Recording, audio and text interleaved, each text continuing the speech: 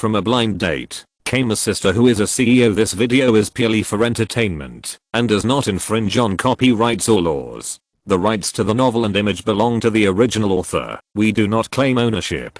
Don't like waiting and want to listen to this fanfic in full now? Subscribe to our Patreon, where you'll find the best fanfics.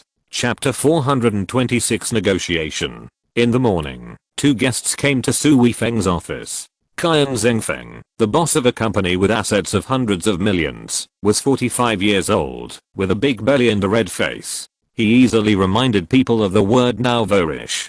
Liu King, in his early 30s, was also a person in the film and television industry, but he did not have his own company, and basically liked to play the role of a middleman. The two came to Su Weifeng for cooperation, and Lin Zhuangxun, as the boss, was naturally here.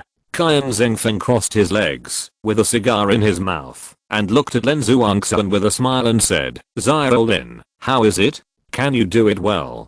Su Weifeng said, "Boss Qiao, you want to make a big online movie, so why don't you find a more professional film and television company? It seems that it is not suitable to find a company like us that specializes in making short videos, right?" Liu King chuckled and said, "Boss Su, how can you not want to do this business that is delivered to your door?" Su Weifeng said, "Of course it is good to have business, but our company is not big, and some things are not mature yet. We have to rely on our own abilities to make a living. If we take on the project and don't shoot it well, then we will lose the investors' money." Qiao Zhengfeng waved his hand and said, "I, Qiao Zhengfeng, am not afraid of losses. The most important thing is that you can shoot it according to my wishes." Lin Zhuangxun said, "What exactly does Boss Qiao want? We also need to see if we have the ability to take on this project."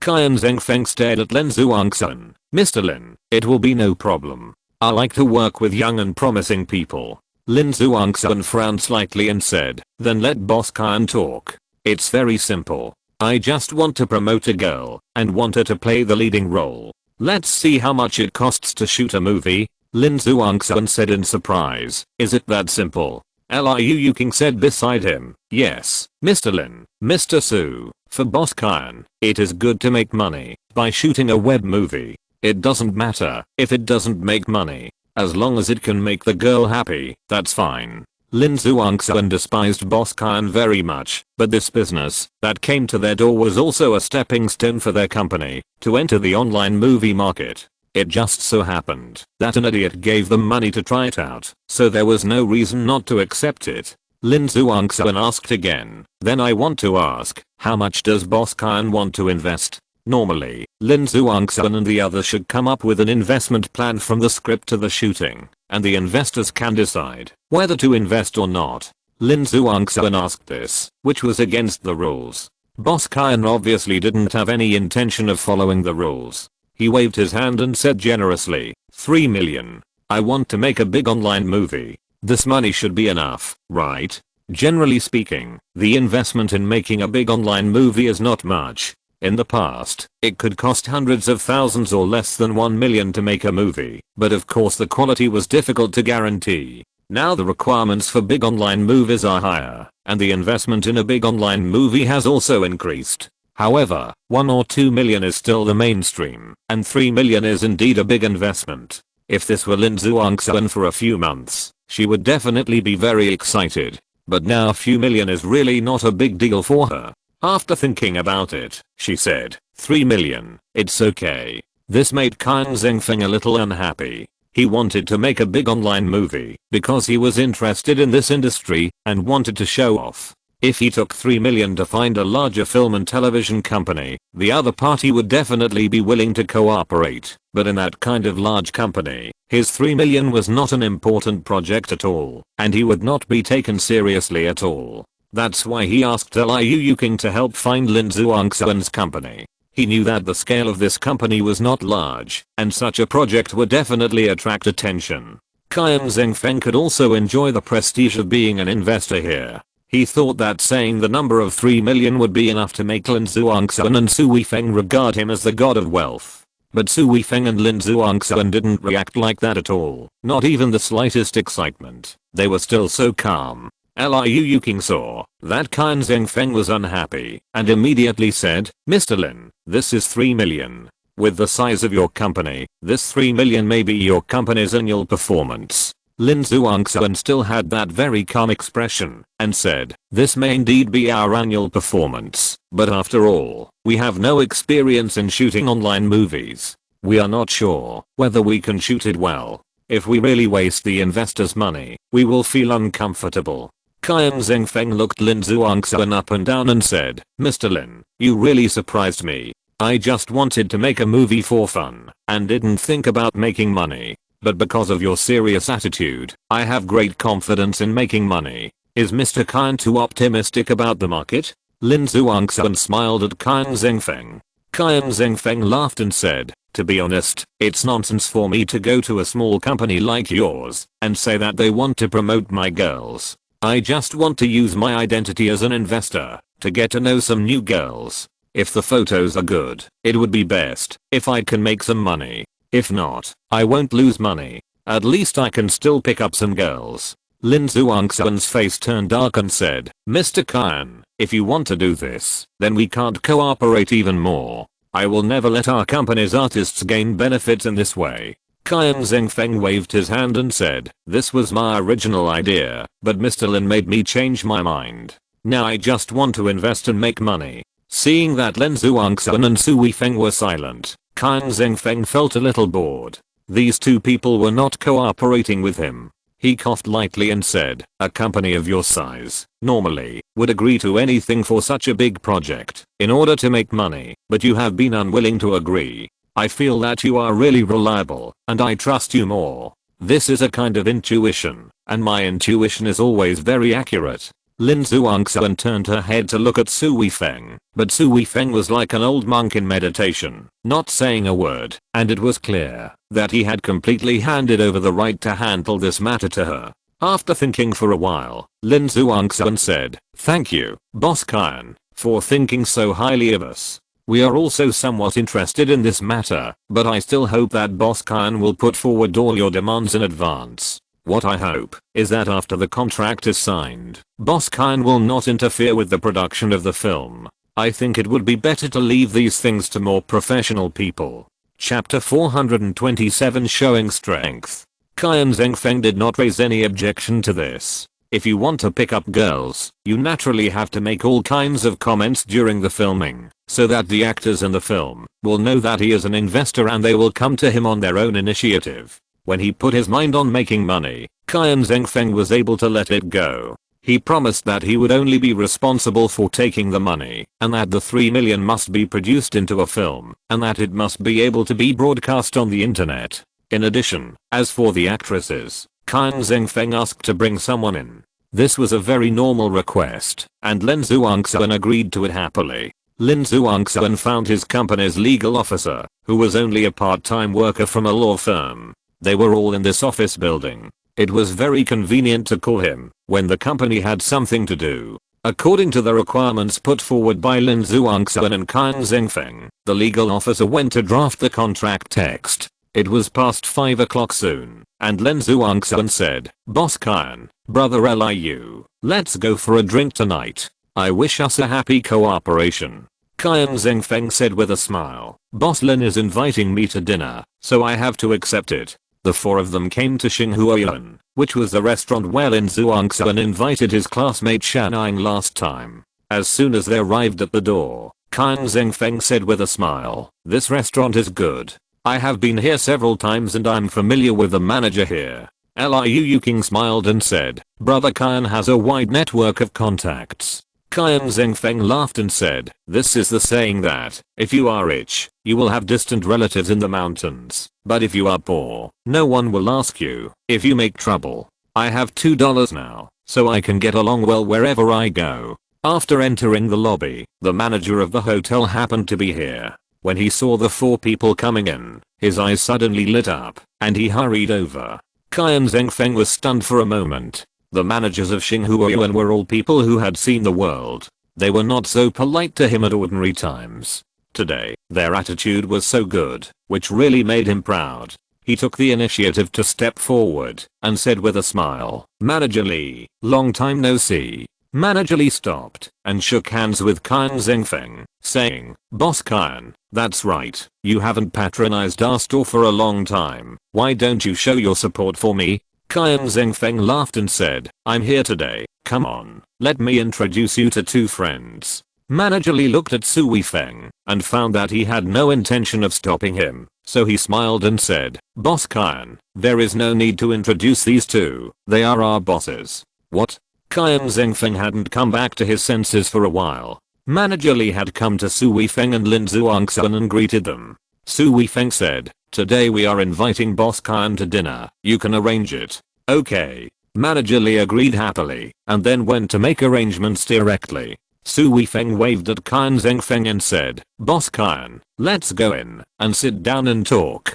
Qian Zhengfeng and Liu Yuking followed him into a private room with a completely confused look on their faces, and then they looked at the private room and recovered. A high-end restaurant like this always has two most special and luxurious private rooms. Usually, such private rooms do not receive guests, or at least they are announced to the public that they do not receive guests. Only those who have sufficient status and position will be given this room by the restaurant. This will give guests a strong sense of satisfaction and face, especially when entertaining guests for dinner. It is even more face-saving. Qian Zhengfeng does have a certain strength, but he has never eaten in the best private room in Shenghua Garden. "Are you the boss here?" After Qian Zhengfeng sat down, he stared at Su Weifeng with some doubt. Su Weifeng smiled slightly and said, "It's not appropriate to call me boss. I'm just a shareholder." "Shareholder? How much do you own?" After asking this question, Qian Zhengfeng felt that the question was not polite. He coughed and said, "This is a bit private. I'm sorry, I'm just curious." Su Weifeng hesitated for a moment, looked at Lin Zhuangxuan, and said, "I really forgot." Lin Zhuangxuan smiled and said, "I remember this one. It seems that you own a little more, 35%. After I came here to eat last time, I went to see it on purpose. The shares that Su Weifeng got from the Wei family were not 25% in every company. Some of them were more, and some were less. Especially for restaurants like this, which did not involve any sensitive issues at all. Su Weifeng would have more shares." 35%? Qian Zhengfeng and Liu Yuking both exclaimed. This Shenghua Yuan is also a catering group. It is not just a store here. There are several branches in this city and more than a dozen branches in other cities. The assets are also several hundred million. 35%. That means Su Weifeng's assets are not more than Qian Zhengfeng's assets, or even more. Wait, what did Lin Zhuangxuan just say? She said she checked and found out that Su Weifeng held 35% of the shares here. Doesn't that mean that Su Weifeng has so many assets that he can't even remember them? No wonder Lin Zhuangxuan didn't care much about his investment of 3 million. He has so much money, even if he gave them all the 3 million, they wouldn't take it seriously. The corners of his mouth twitched several times, and Qian Zhengfeng said, "Mr. Lin, Mr. Su, ahem, you two are really talented people." Su Weifeng said with a smile, "Mr. Qian, you are joking. I don't care about these investment things. Now I just have fun playing with this small company with Zhuangxuan." Lin Zhuangxuan chuckled and said, "Mr. Qian, we just shoot it according to our temperament. There is a high possibility of losing money. It's not too late for you to regret it now." Qian Zhengfeng immediately patted his chest and said, "No regrets, absolutely no regrets. I just feel like I invested 3 million and I'm showing off in front of you. My face is burning now." Su Weifeng laughed. "Ha, Mr. Qian, you are joking. Let's put things aside. Our dream video company is still in its infancy. Yours is the biggest business I have. We are very grateful to Mr. Qian for his support." Su Weifeng was thoughtful before showing some of his strength in front of Qian Zhengfeng this time. Qian Zhengfeng is obviously not a very reliable person. To put it bluntly, he is just someone who wants to pick up girls by making movies. Some people like to do this now. Making movies is an investment in itself. Although the risk is not small, once a hit is made, the rate of return is also quite high. What business is risk-free now? In this business, even if they lose money, they may sleep with a few little stars. If they were in other places, sleeping with these little stars would cost a lot of money, but now they can save money completely. Chapter 428 The Treatment of Screenwriters. Su Weifeng knew that Kan Zhengfeng's intentions were not pure, and it would be troublesome to cooperate with such a person. If he showed his strength, at least Kan Zhengfeng would not dare to have such thoughts again, and would not dare to mess around in the crew. If Lin Zhuangxuan's company wants to develop in the future, it will definitely be inevitable to cooperate with such investors. Business cooperation must not be based on one's own temperament, and everyone must be mutually beneficial. Lin Zhuangxuan must maintain his own ideas and let everything play a leading role. Then he will have enough strength to truly have the right to speak. Su Weifeng is usually very low-key, but he also knows how to use the resources in his hands. Usually, there is no need to contact these investors when making those short videos, but now that it has developed in this direction, it is still necessary to show this strength, and those who want to cooperate with them will also know what to do and what not to do. Next, Kan Zhengfeng's attitude really changed 180 degrees. He tried to please Su Weifeng and Lin Zhuangxuan in words, fearing that the cooperation would fail. There were very few investors who could do this. The next day, the contract between the two parties was signed, and Kan Zhengfeng directly transferred 3 million yuan at once. He was very happy with the investment. The work had to be done. The first thing was to determine what to shoot. The 3 screenwriters were called over for this matter. The screenwriters were very excited. Although they wrote the short videos they usually shot, there was basically no credits for such short videos, so they could only be heroes behind the scenes. If they could shoot a big online movie, their identities as screenwriters would be different. If they could really shoot it well, they would really gain both fame and fortune. The other 2 screenwriters had no ideas for the time being, so Lin Zhuangxuan looked at Sun Yumeng. Sun Yumeng said, "We just bought the copyright of Zhao Xiaoshu's novel. I think we might as well film it directly. It's a youth drama, the cost of filming is not high, and it can also be more immersive, which is very suitable for the current market." Lin Zhuangxuan nodded and said, "This is a good idea. In this way, Yumeng will take the lead in this matter and come up with the script as soon as possible." Sun Yumeng clenched his fists and said excitedly, "Boss Lin, don't worry, I will definitely make the script as soon as possible." The other 2 screenwriters couldn't help showing disappointment. This is a rare opportunity, but if this matter is handed over to Sun Yumeng, then they will have nothing to do. Lin Zhuangxuan said again, "Although this matter has been handed over to Yumeng, I also support you, if you are willing to try. When the time comes, whoever makes the more suitable script, we will film that one." The 2 screenwriters regained their confidence and left first. Sun Yumeng said again, "Mr. Lin, Mr. Su, I talked with Zhao Xiaoshu about novels these 2 days. She said that some of her ideas in the novel have not been really expressed clearly, so can I invite her to participate in the adaptation?" Lin Zhuangxuan did not express his opinion immediately, but looked at Su Weifeng meaningfully. Su Weifeng smiled faintly, and then said very seriously, "The author is the person who understands his own novel best. Why are there many excellent novels nowadays adapted but criticized online? It is because the author did not participate in the adaptation, and the general screenwriters do not really understand the core of the story. So I support Zhao Xiaoshu to participate in the adaptation." Sun Yumeng nodded repeatedly and said, "I think so too. Although I like this story very much, Xiaoshu understands the characters in it better. If I can discuss with her at any time during the adaptation, the effect will definitely be better." Lin Zhuangxuan said, "Since you two think so, of course I will support it." Sun Yumeng was immediately overjoyed, and then said, "But this involves adaptation, which will involve Zhao Xiaoshu's screenwriter fee." Lin Zhuangxuan chuckled and said, "Let President Su handle this matter." Then he walked out. Su Weifeng looked at Sun Yumeng and said, "What do you think?" Sun Yumeng said seriously, "Although Xiaoshu, an author who participates in the script writing, will not be paid more money, she should also be paid a normal price. I should be a person who cooperates with her, so she should be treated as the chief screenwriter." Su Weifeng shook his head and said, "No, although Zhao Xiaoshu is the original author of the novel, he can give more accurate interpretation of the story and characters, but the script and the novel are different after all. You are a more professional person, so this matter should be based on you, and she should be supplementary. Sun Yumeng hesitated and said, in this way, I'm afraid Xiaoxu will feel uncomfortable. Su Weifeng said again, no, the relationship between the primary and the secondary still needs to be determined like this. As for the treatment, we can just give it normally. How much do you think is appropriate?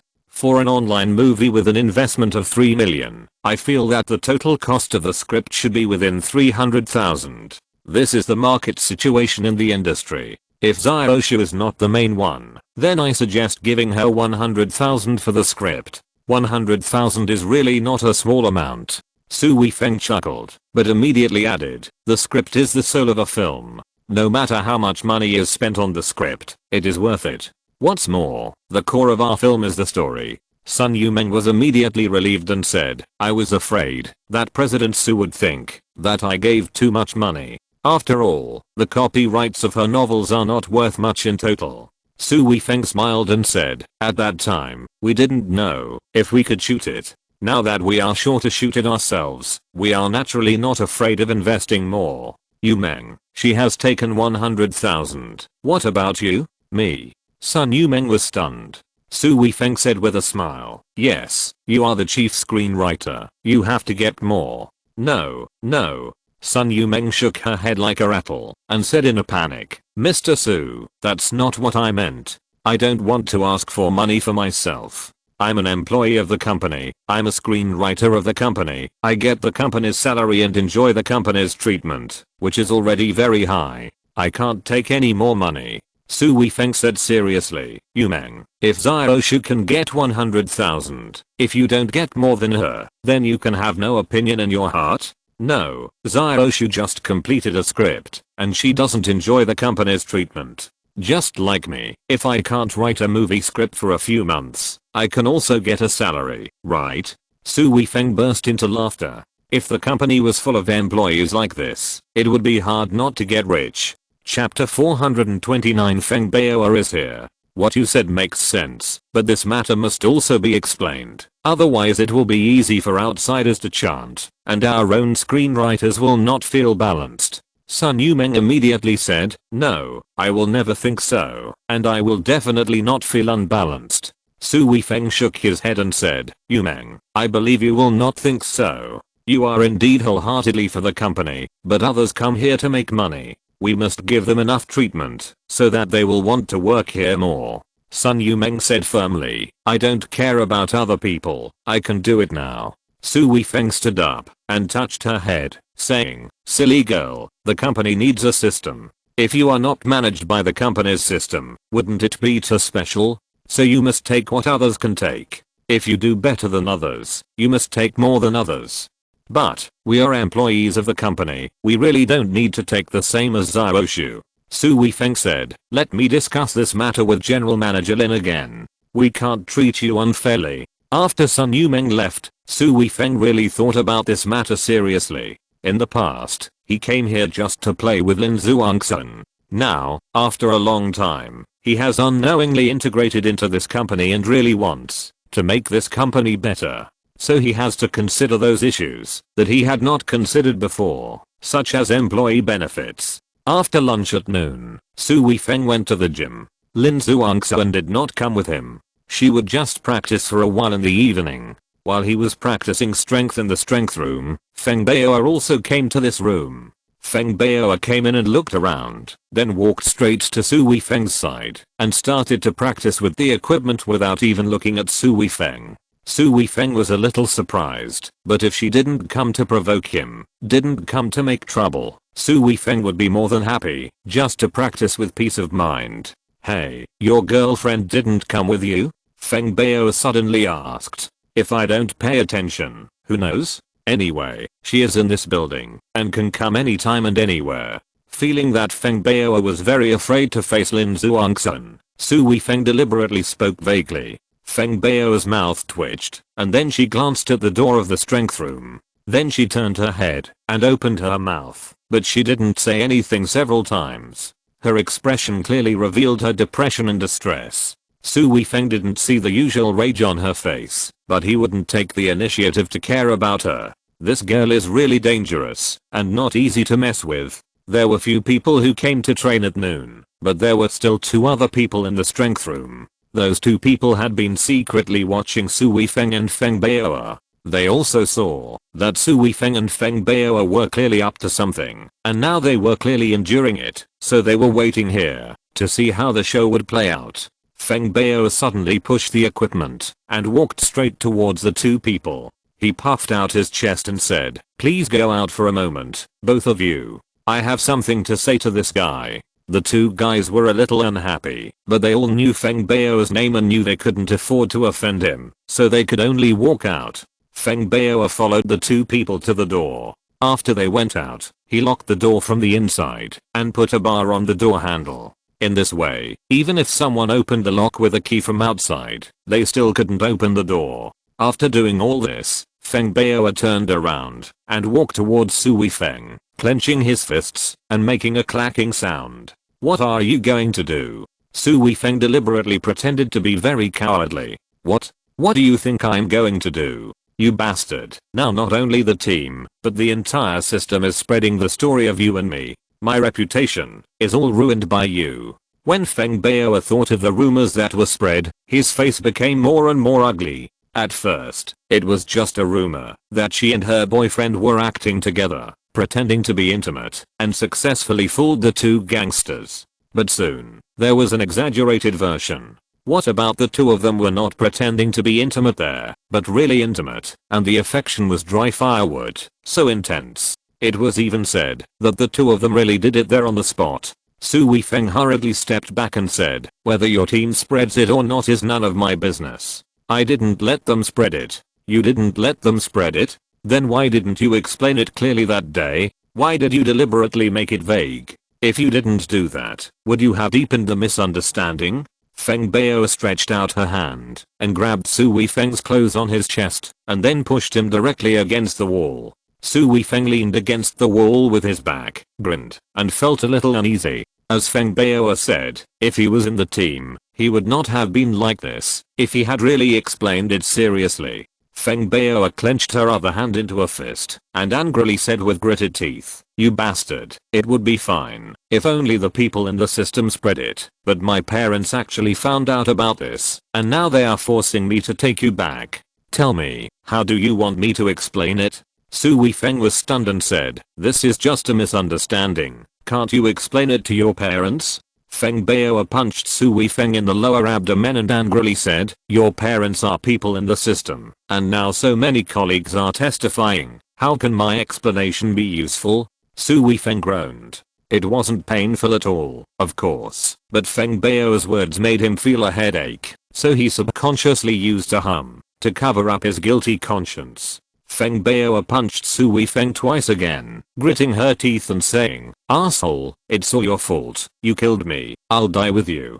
Su Weifeng grabbed Feng Baoer's hand and said awkwardly, "Stop hitting me. If you hit me again, the food I ate at noon will come out, and it will be so embarrassing if I spray you all over again." Feng Baoer glared and shook her arms, but she didn't shake off Su Weifeng's hand. She said unhappily, "You made me like this, and you still have the mood to talk nonsense? Miss, let's talk. I still feel wronged that you keep saying that I hurt you. Okay, you say it." Feng Baoer shook off Su Weifeng's hand and let go of Su Weifeng's clothes with her other hand.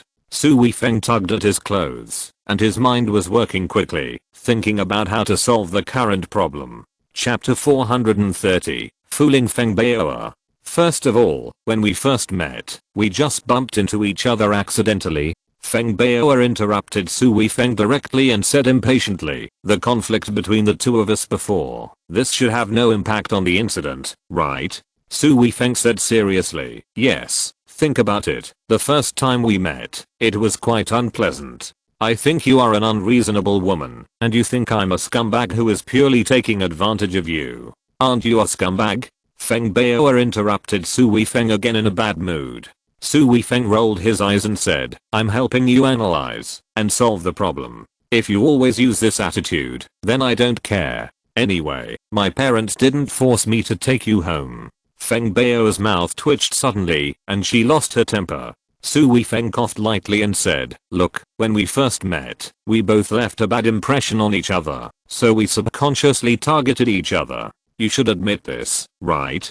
Feng Bao hesitated for a moment, then nodded, which was considered to be an approval of Su Weifeng's statement. Su Weifeng felt relieved. This step was approved by Feng Bao. Now it would be easier to fool her. Oh, it would be easier to convince her. During the fight, my strength was not as good as yours. In order to protect myself, when I fought back, I had no way to control the part of my body that attacked you. In fact, you were not much stronger than me. Now I ask you to knock me down. Can you do it without hitting my chest? Feng Bao was about to refute, but after thinking about it carefully, this matter was really irrefutable. This is a very normal thing, but it has deepened your bad impression of me step by step.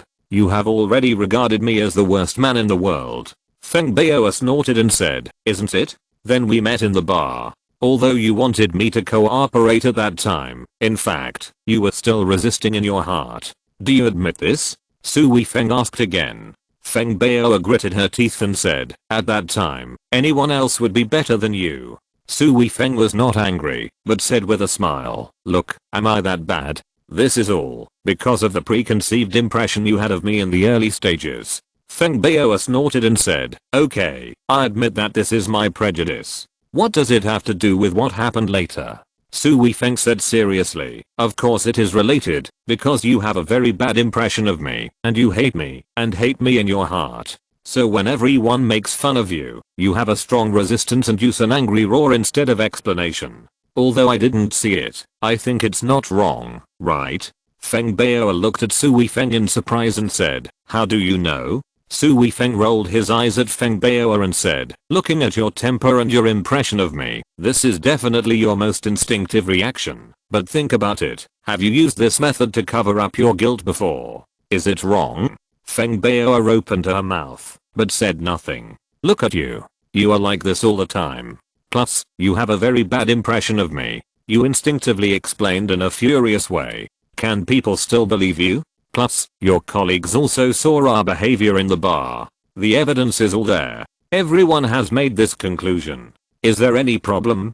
This? Feng Bao was speechless. Su Weifeng shrugged his shoulders and said, so, the problem of this matter lies with you, not me. It didn't make any sense, whether I explained it or not at that time. I saw it that day, so I didn't do this useless work. Feng Bao sat down on the ground, pulling her hair with both hands, with a look of despair. Su Weifeng breathed a sigh of relief and said, okay, now you should reflect on yourself. As an adult, you always put the blame on others. This is an immature and irresponsible behavior. You are a policeman, but you are still so immature. Sigh. After speaking, Su Weifeng shook his head and walked towards the door. Feng Bao sat there, but her hair was disheveled in the wind. Su Weifeng walked to the door, gently took down the lever, and was about to unlock the door and run away. Wait. Feng Bao's voice rang out from behind. The corner of Su Weifeng's mouth twitched. He really wanted to run away now, but if he ran away now, everything he had just said would be in vain. Feng Bao would know that he had deceived her. Turning around, Su Weifeng said, what's wrong again? Feng Bao jumped up, came directly in front of Su Weifeng, and then bowed 90 degrees, saying loudly, I'm sorry. Su Weifeng stared at Feng Bao in a daze, totally unable to believe that this irritable woman would actually apologize to him. Feng Bao straightened her chest and said, I, Feng Bao, am a policeman. I will admit my mistakes when I do them. I'm not a coward who shirks responsibility. The main reason for the things that were reported in the bureau is that they saw you and I being intimate. I was really serious at the end. They are all married people, so they must have seen it. Without waiting for Su Weifeng to speak, Feng Bao said, and when they interrogated those three bastards, they also told us about what happened next to us, and they specifically mentioned that we went to the toilet. Su Weifeng looked at Feng Bao in a daze. This big-breasted girl was really good. Not only did she admit her mistakes and correct them, but she was also able to find the responsibility for herself and exonerated him. I'm sorry, actually I should have controlled myself at that time, but, as a man, you know that men's self-control in this regard is really not as good as women's. If I could push you away at that time, it would be better, but under that situation, I couldn't push you away, which led to the situation between the two of us in the end. Alas, this is also my fault.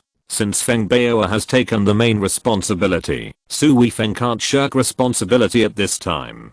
Sure enough, the effect is better after saying this. Feng Bao waved her hand and said, I understand. I was like that at that time, and you scumbags like you certainly can't stand it. Forget it, let's write off the grudges between us. I, Feng Bao, will never bother you again in the future. Su Weifeng looked at Feng Bao and suddenly felt a little bit reluctant. Alas, it seems that I'm really not that kind of cruel person, nor am I the kind of person who will not admit it, after pulling up my pants. At that time, it seemed that Feng Bao really had that kind of intention, so Su Weifeng was really embarrassed to leave at this time. Chapter 431 Kecking, the Liar. Feng Bao, how do you plan to deal with those misunderstandings now, especially those on your parents' side? Su Weifeng asked tentatively. Feng Bao waved her hand and said, like you said, I won't pay any more attention to it. For this kind of rumor, the more you explain, the less people will believe it. Over time, if you ignore it, the rumor will fall apart on its own. Su Weifeng asked again, what about your parents? Feng Bao thought for a while and said, I'll just delay it first. I'll say you don't have time. When things calm down, I'll explain to them. Su Weifeng nodded and said, that seems not bad. It's just a pity for my bravery award. Feng Bao's eyes widened immediately, and then she said with shame on her face, I suddenly feel like a bastard. I actually took so much advantage of you, and I still hate you. In this matter, I owe you a big favor, and it's the kind that I can't pay back. Su Weifeng chuckled, patted Feng Bao on the shoulder, and said, as long as the misunderstanding is cleared up, it doesn't matter if I lose an award. It's just a little bonus. But if you are a police officer who dares to fight, I will give you more honors, so that you can better protect the lives and property of the people and train a better police officer. I feel that it is not a loss, and it is very worthwhile. Feng Bao puffed out his chest and said, I will never let you down. Yes, I believe you. Su Weifeng patted Feng Bao's shoulder again, then unlocked the door, put his hands behind his back, and walked away. Feng Bao kept puffing out his chest and watched Su Weifeng leave. Bao, what are you doing? Did you see your leader? A female coach who was familiar with Feng Bao came over and asked. Feng Bao was stunned for a moment, and then her face turned black. Just now, she was like facing her leader. This guy. When Su Weifeng and Lin Zhuangxuan went to the gym again in the evening, he did not see Feng Bao.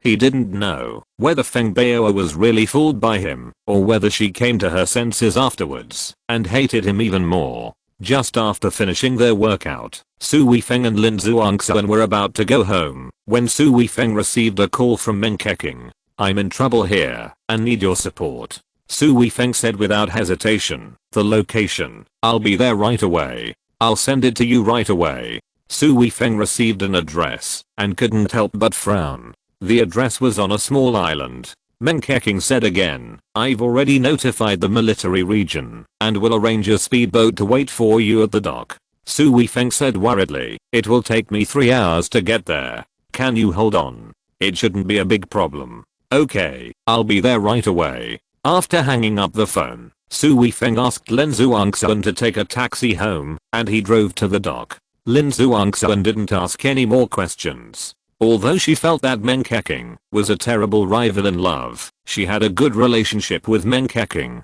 In addition, Meng Keqing's identity was important, so she wouldn't delay important things because of her feelings. When they arrived at the dock, a speedboat had been prepared. It was a very powerful speedboat, almost using the maximum horsepower, flying close to the sea surface. After 2.5 hours, it brought Su Weifeng to the island, where Meng Keqing was. According to the address, Su Weifeng found Meng Keqing's location.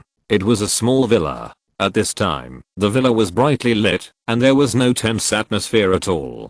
Su Weifeng couldn't help but frowned. At this time, the phone rang. It was Meng Keqing who called. Have you arrived? Meng Keqing asked. I'm just outside your villa. You. Then come in.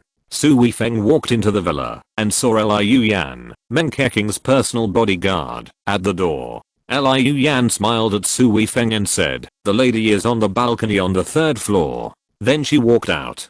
Su Weifeng couldn't help but feel a little embarrassed. It didn't look like he was in any danger. He went up to the 3rd floor, where there was a large terrace. Meng Keqing stood on the balcony with her back to him. Su Weifeng walked behind her and said, "I'm here." Meng Keqing didn't look back. "Hug me, please." "Ah." Su Weifeng was stunned. "Hug me outside." Meng Keqing repeated again. "This, isn't it bad?" Su Weifeng smiled bitterly. Meng Keqing still didn't look back, but her pouting mouth could be seen from the side. "Humph, you did that to me last time. Now I can't even let you hug me." Su Weifeng couldn't help but think of that time, and his heart was moved. Even that kind of thing was done. It seemed that hugging was nothing. Moreover, he really had such a desire in his heart, gritted his teeth, and gently hugged Meng Keqing's waist from behind. Meng Keqing leaned her head on his shoulder, tilted her head, smiled like a flower, then closed her eyes, said nothing, just held Su Weifeng's hands with both hands. The two hugged quietly like this, and no one spoke. I don't know how long it took. Meng Keqing turned around. Su Weifeng wanted to let go, but Meng Keqing held Su Weifeng's arm, then hugged his waist with both arms and said, "I missed you, Keqing." This. Su Weifeng felt indescribably excited. This was Meng Keqing. She actually said she missed him, which was an incomparable compliment for any man. Meng Keqing leaned her head on Su Weifeng's chest again and said, "Don't talk, just hug me." The two hugged for a while, and Su Weifeng's stomach growled, breaking the ambiguous atmosphere. "You haven't eaten yet?" Meng Keqing let go of Su Weifeng, her eyes full of surprise. "Yes, I went home to eat after working out. You called me, and I rushed over immediately." Meng Keqing immediately said apologetically, "I'm so sorry, I forgot. Let's go downstairs and have something to eat." Meng Keqing's food and utensils were naturally indispensable, and soon someone filled the table with food. Meng Keqing held her chin and kept looking at Su Weifeng. Su Weifeng said, "Do you want to eat something too?" "No, I'll just watch you eat." Meng Keqing's smile was extremely sweet, and she was extremely satisfied.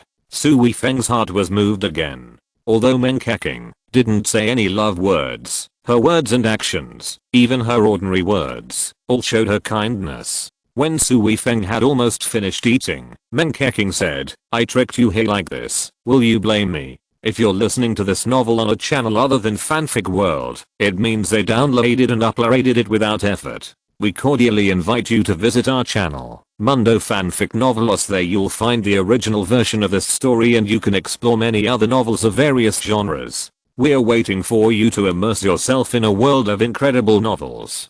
Chapter 432. You can do whatever you want. At this time, Su Weifeng was surrounded by Meng Keqing's love, so how could he say anything to blame her? "If you want to find me, I will come, no matter how difficult it is, as long as I call you. Why do you need to lie?" Meng Keqing pouted and said, "That won't work. If I come to you directly, Zhuangxuan and Yushan will think too much." Su Weifeng's expression froze. Just now, he was only thinking about Meng Keqing in his mind. Now that Meng Keqing mentioned it, he felt an indescribable confusion in his heart. Meng Keqing obviously understood Su Weifeng's mood at this time. She chuckled and said, "Don't have any psychological burden." Then she sighed and said, "You should know me very well. I'm involved in too many things. Let alone getting married. Even if it is a relationship, it is too involved, and it is something I can't touch easily." Then now, Su Weifeng also knew this, so he didn't dare to believe in Meng Keqing's feelings. Meng Keqing blinked and said, "I'm not in love with you. I just have needs. I just want to find a man to come and make me feel better occasionally." Su Weifeng said awkwardly, "This? Why do I feel like a tool?" Meng Keqing stood up and walked around Su Weifeng's back, lying on his shoulder, her face close to his, and said, "Then don't you want to be this tool?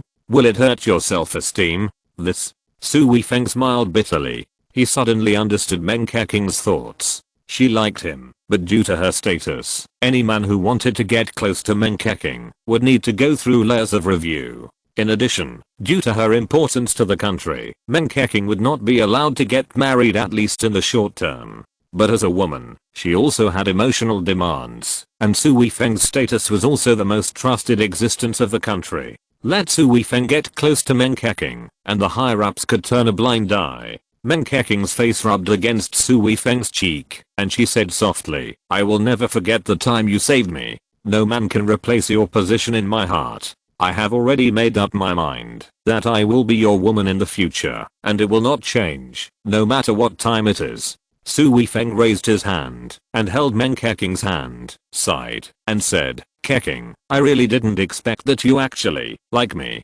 This is something I dare not dream of before, but..." Meng Keqing interrupted Su Weifeng and said, "There is no but between us. We can't be affectionate every day like normal couples, nor can we be like normal couples under the moonlight. I'm afraid we can only see each other once a month or two. We are all going to sacrifice ourselves for the country, so it's too extravagant to talk about real feelings."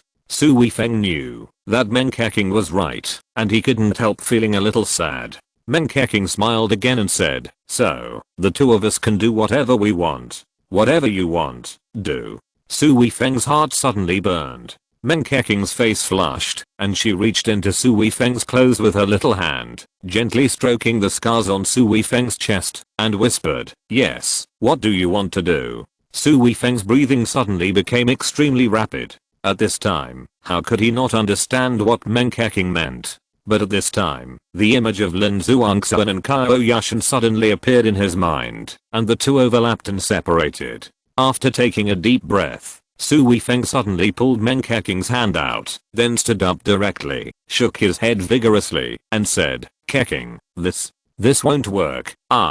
Because of Yushan and Zhuangxuan?" Meng Keqing didn't seem to be surprised by Su Weifeng's reaction at all, and pulled Su Weifeng directly to the sofa in the living room and sat down. "Is that so?"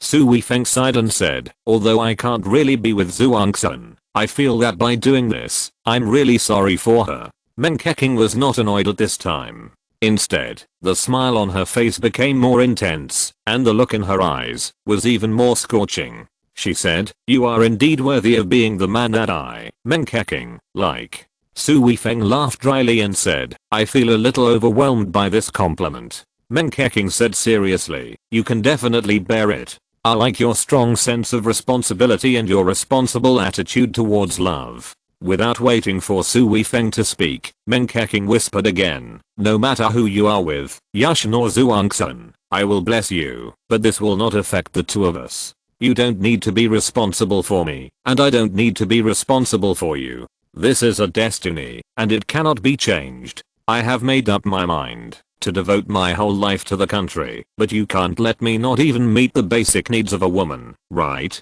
Su Weifeng was speechless for a moment and said, "But I always feel that we are weird like this." Meng Keqing burst out laughing and said, "Then let me ask you, do you like me?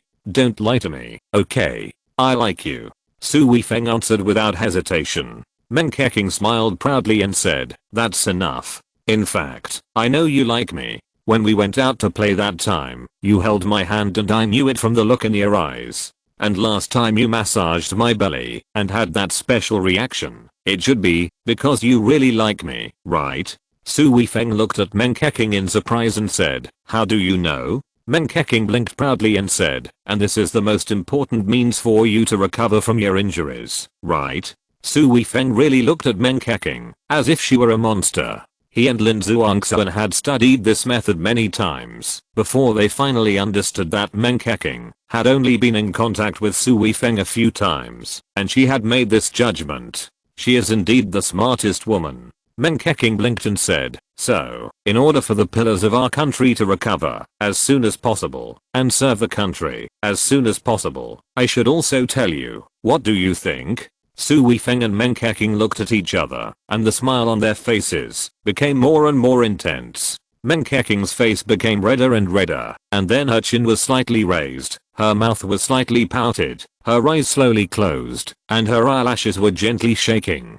Su Weifeng was not a rookie, so how could he not know what to do at this time? With his arms tightened, he had already hugged Meng Keqing in his arms, lowered his head, and kissed Meng Keqing heavily on the lips. Meng Keqing also hugged Su Weifeng's waist tightly, and responded to Su Weifeng enthusiastically. At this time, the two seemed to have completely let go, and everything seemed to be natural. Chapter 433 Accidental Injury. Nothing else can ruin what the two of them are going to do next. But Su Weifeng's wonderful state suddenly emerged again. He has feelings for Menkeking, and this kind of kiss is definitely a strong physical contact, which in itself makes Su Weifeng's emotions reach a high point.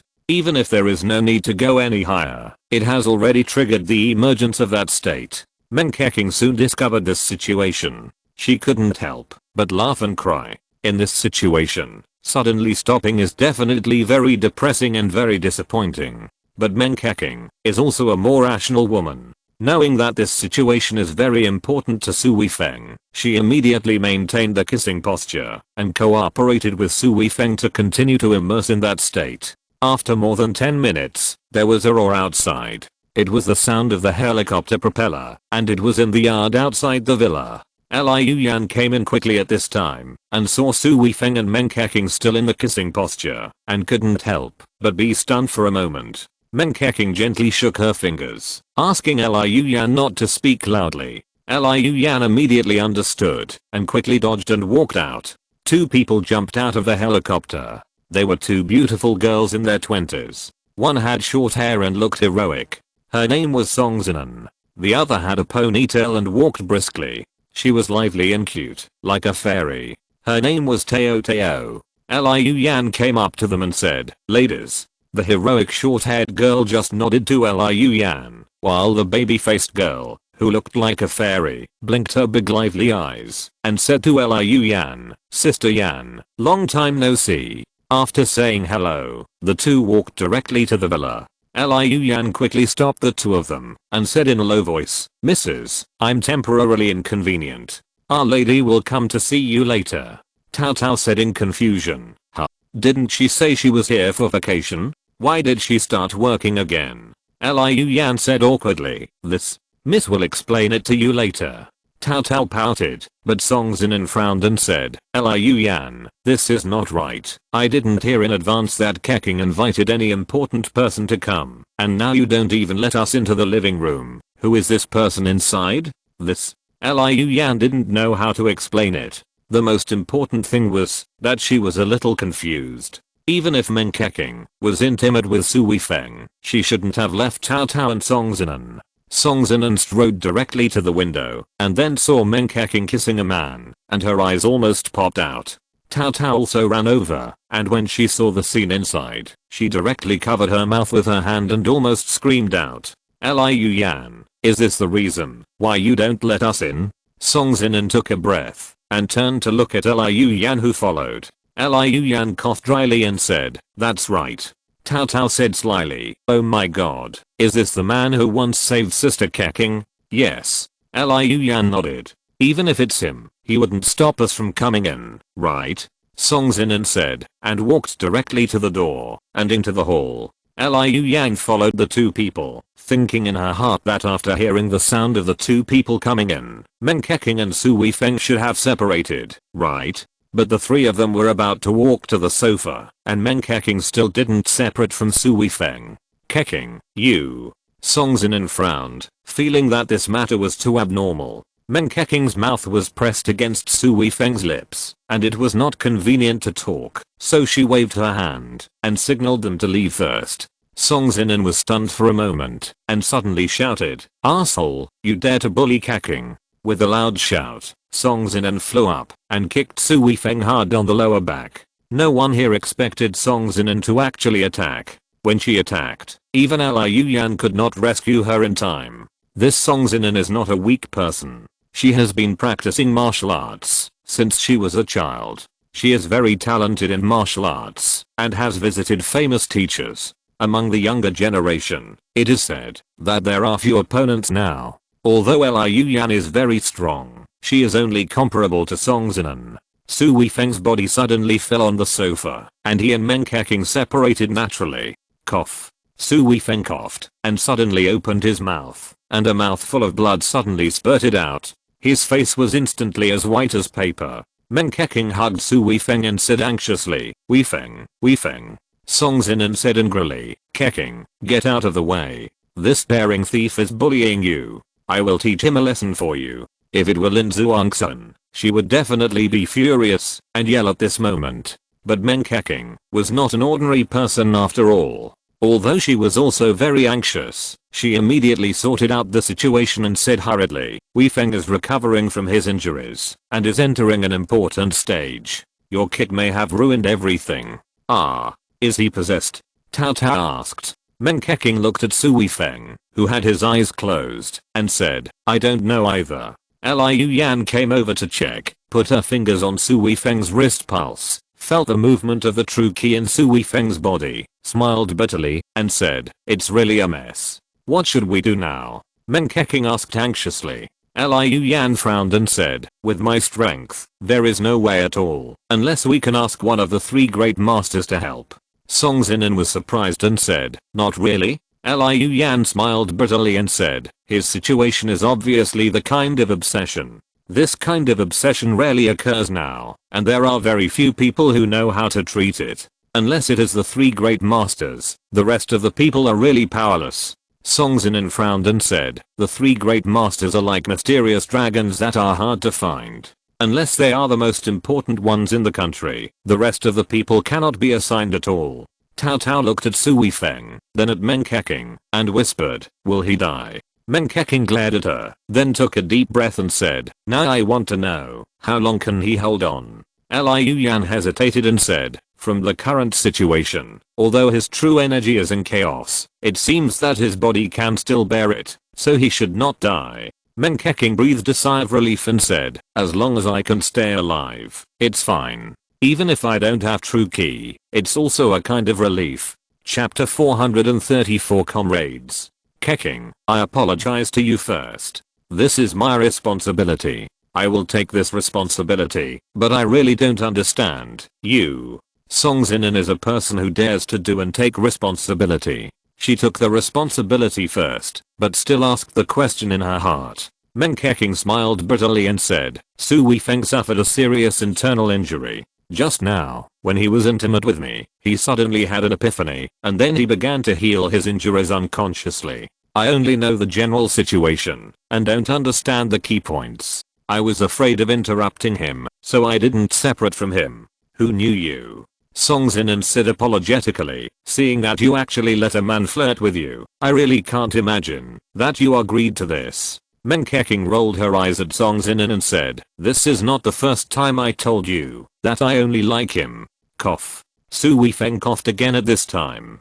Everyone quickly stared at Su Weifeng, and Meng Keqing hugged Su Weifeng tightly. Su Weifeng slowly opened his eyes, his face somewhat reddened, and he glanced at Song Zinan who had just hit him. Then he said awkwardly, Kexin, don't worry, I can take care of this myself, and I'll be fine soon. Find me a room first, let me rest for a while. Really? Meng Keqing asked excitedly. Of course, how could I lie to you?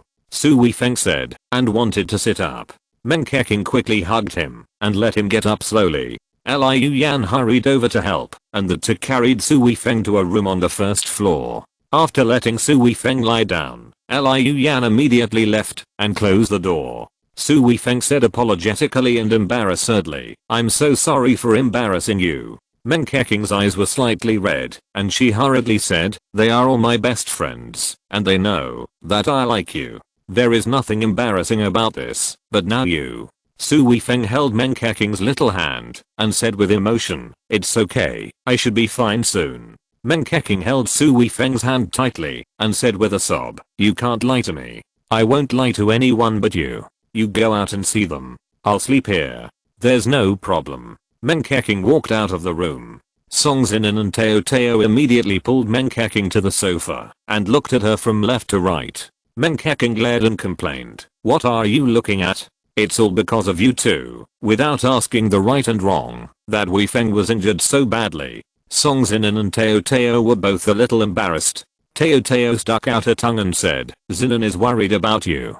Who would have thought that you would willingly kiss a man, and it didn't stop, even after we came in. Meng Keqing snorted and said, I'm a woman too. It's not normal to kiss the man I like. Song Zinan said, this is indeed my fault. Meng Keqing snorted and said, it's best if Wei Feng is okay. If something happens to him, I will hate you for the rest of my life.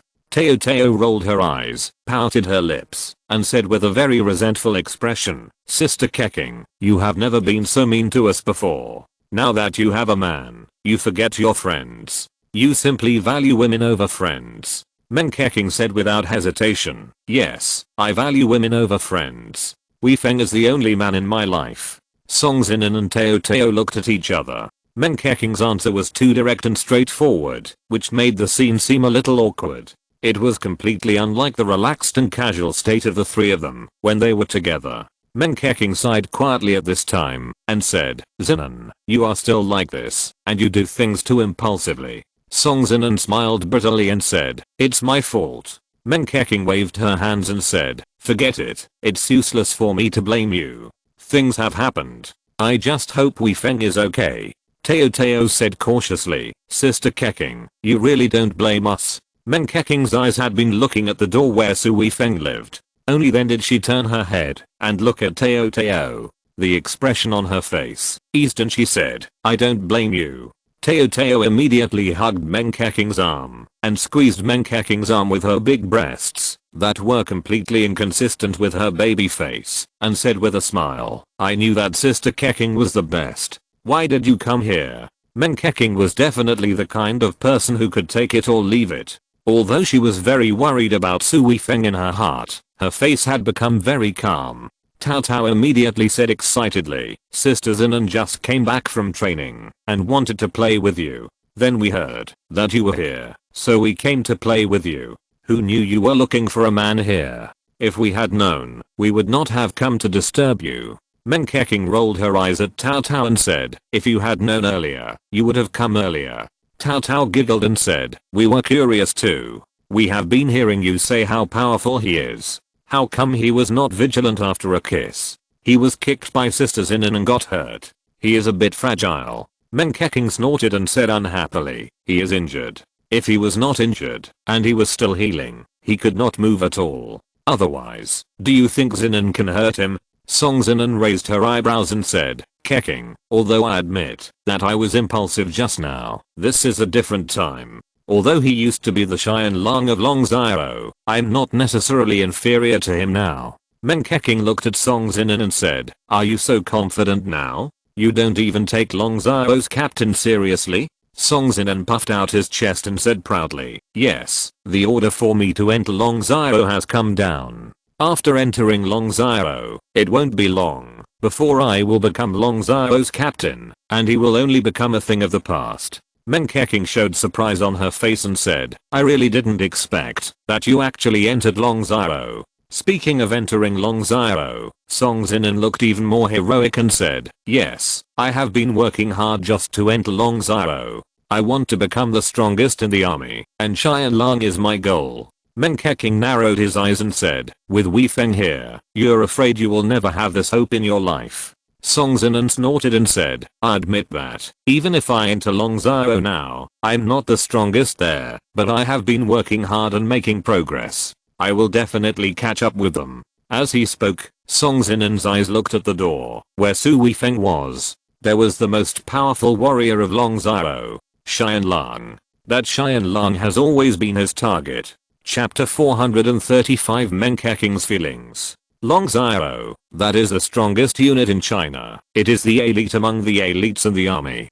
To become one of them, you must go through layers of screening. Even if you are the elite of the major units, it is extremely difficult to have the opportunity to enter Longzhou. Even if you really enter Longzhou, you are not sure that you can stay. Longzhou also has a very frustrating elimination mechanism. After entering Longzhou, only 10% of people can really stay. And those who stay are the real Longzhou team members. As for Qiao Lang, that is the most powerful warrior in Longzhou and the spiritual pillar of Longzhou.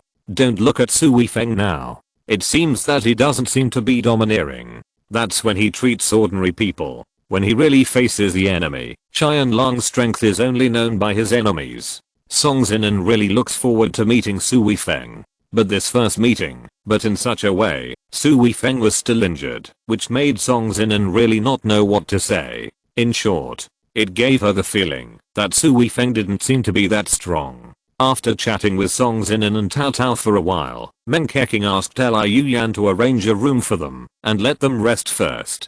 She went to Su Weifeng's room. Su Weifeng was still sleeping, but his breathing was still quite steady, which made her feel a little relieved. That night, Meng Keqing stayed here with him until she couldn't bear it anymore, and then she fell asleep beside Su Weifeng. At 6 o'clock the next morning, Su Weifeng opened his eyes. The true energy in his body had finally been adjusted, and the injuries he suffered yesterday were no longer serious. But the benefits that should have been obtained last night were completely gone. You woke up. Su Weifeng just moved a little, and Meng Keqing sat up and looked at Su Weifeng nervously. Su Weifeng looked at Meng Keqing's haggard face, which was obviously not a good sleep all night. A strong tenderness suddenly surged in his heart, raised his hand, and held Meng Keqing's little hand, and said softly, "I'm fine now." "Really?" Meng Keqing looked at Su Weifeng. Su Weifeng smiled brightly and said, "Yes, but the benefits of yesterday's kiss are gone." "Then I'll give it to you again," Meng Keqing said, throwing herself on Su Weifeng, and gave him a long passionate kiss. More than 10 minutes later, Meng Keqing separated from Su Weifeng and asked in confusion, "Why didn't you have it this time?" Su Weifeng said, "It doesn't happen every time." Meng Keqing smiled sweetly and said, "I see, that's okay, then it doesn't matter, I'll kiss you often in the future, then you'll always have it. If kissing you doesn't work, then we'll do something else. Other things." Su Weifeng's heart was moved. Meng Keqing looked at Su Weifeng without evasion and said, "Yes, we can do anything that can be done between boyfriends and girlfriends. Do you want it now?" "You're too direct." Su Weifeng was a little confused about how to answer Meng Keqing's boldness and directness. Meng Keqing chuckled and said, "Anyway, I really want to do it. Although it wasn't real last time, the feeling was really memorable. I've been looking forward to our real thing. This is a proud girl, and she actually said it so naturally and boldly. What other love words can be more touching than this kind of love words?" Su Weifeng hugged Meng Keqing tightly again. Meng Keqing immediately turned her words into actions, and her two little hands began to get unruly. Seeing that this passion was about to ignite the two, Su Weifeng suddenly stopped again. "What's wrong?" Meng Keqing immediately felt it, and looked at Su Weifeng in confusion. "Don't worry, I'm ready. There are people at the door." Su Weifeng smiled bitterly. "It must be Song Zinan and Tao Tao, these two are really." Meng Keqing was also a little helpless. These two people were eavesdropping at the door, which really couldn't make people concentrate. "Oh, are they the two who came yesterday?" Su Weifeng asked. "Well, these two girls, oh, it seems we can't go on." Meng Keqing pouted, looking very annoyed.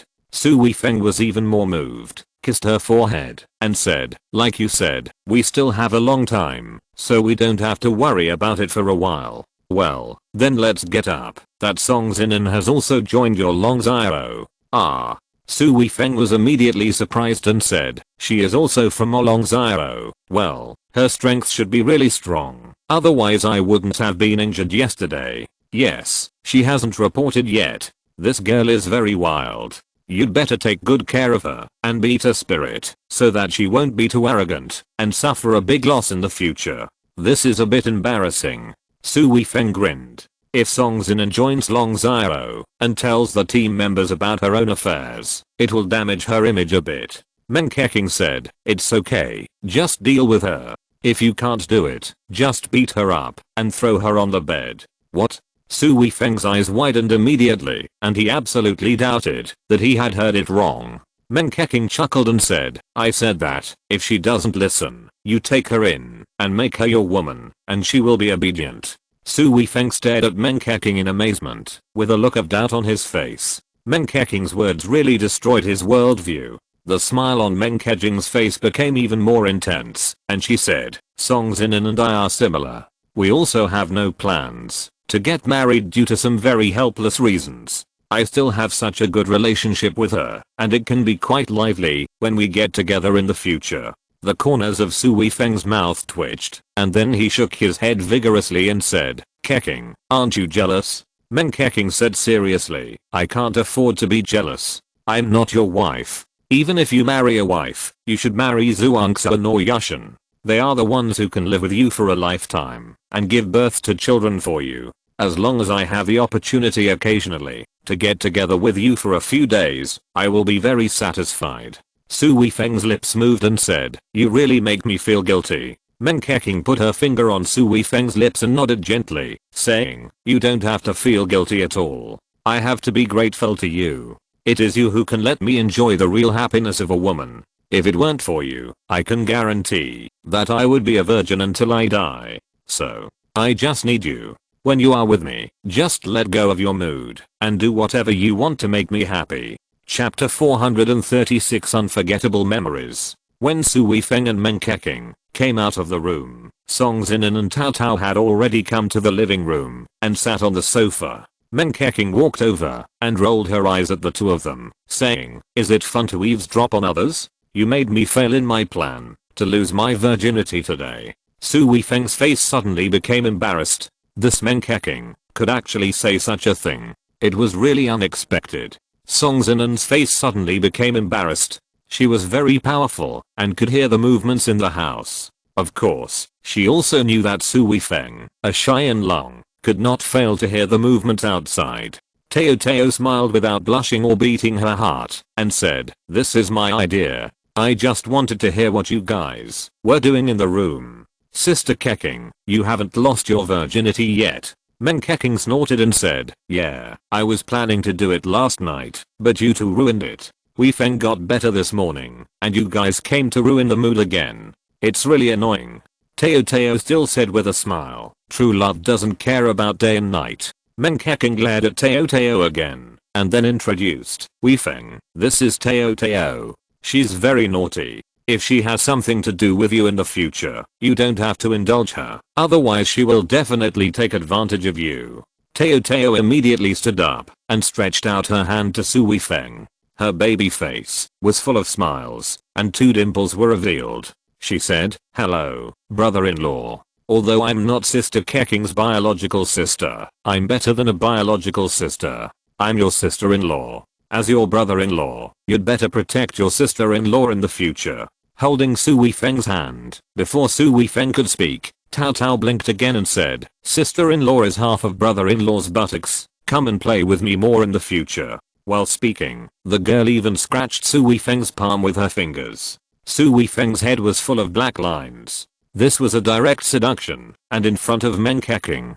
Are the 3 of them so close? Subconsciously, he replied, it should be.